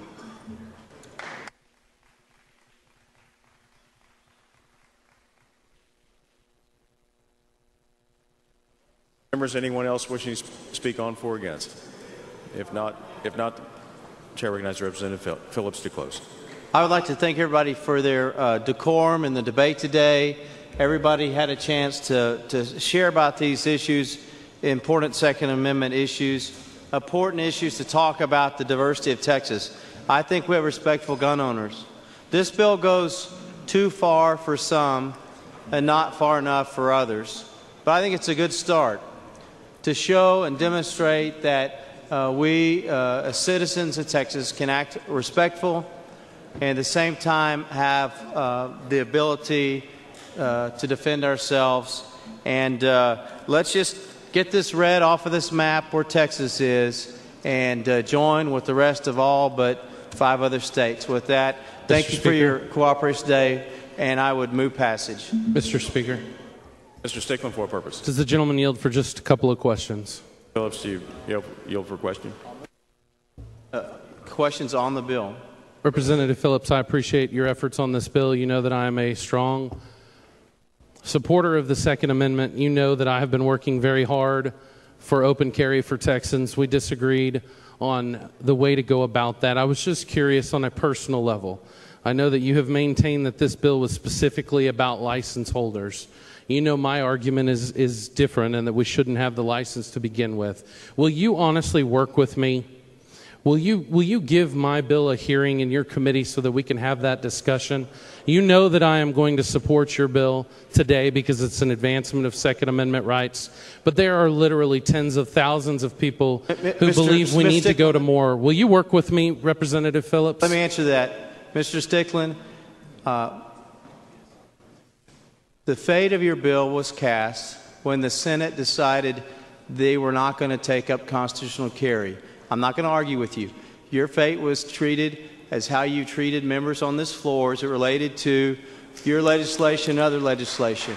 It's also how those that support your amendment have treated members of this House, their families, and our staff, that there is no reason when there's other members who've worked hard, who try to work with each other, they have to have a chance to have their hearing.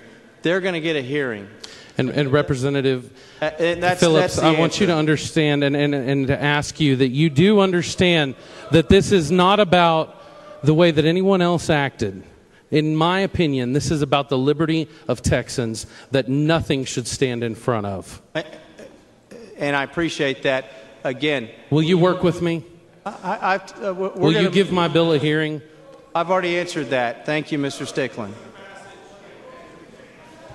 Mr. Speaker. For what purpose? Mr. Dutton, for what purpose? Would the gentleman yield? Yes, sir. Chairman Phillips, the one question that hasn't been asked today, which I'd like to ask you, if this measure passes, in your opinion, is Texas going to be safer? Yes, I do believe so.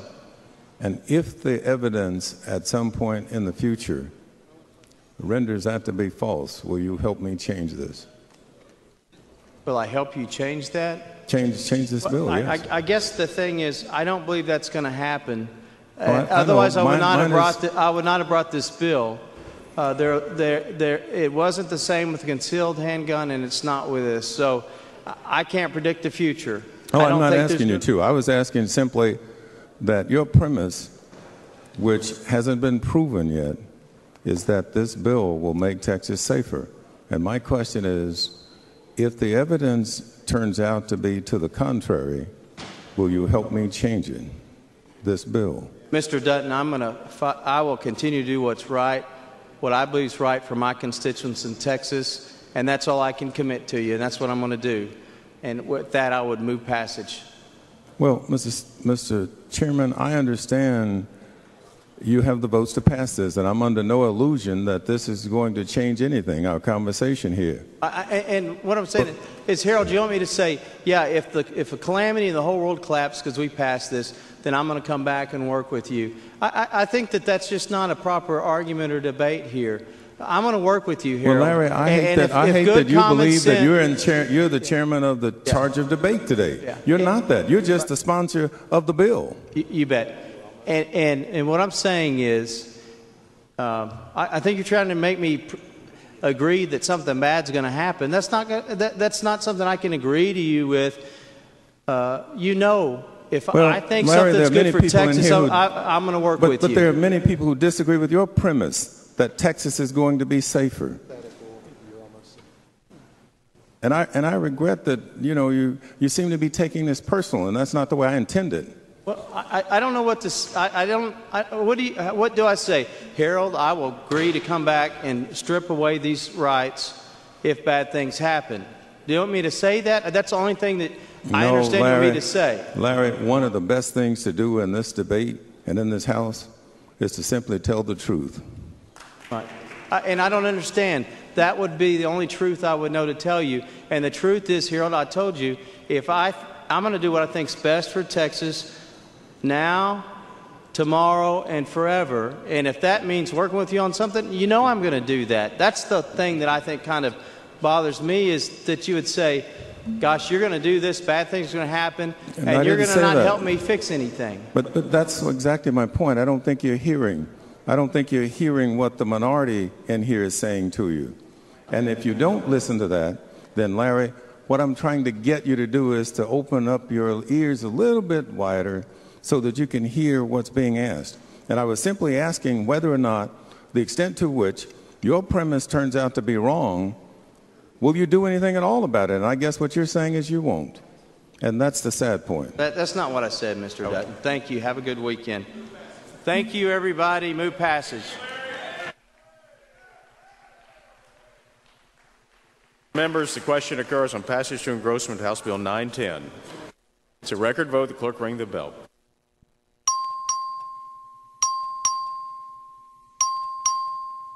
Show Ms. Giddings voting no.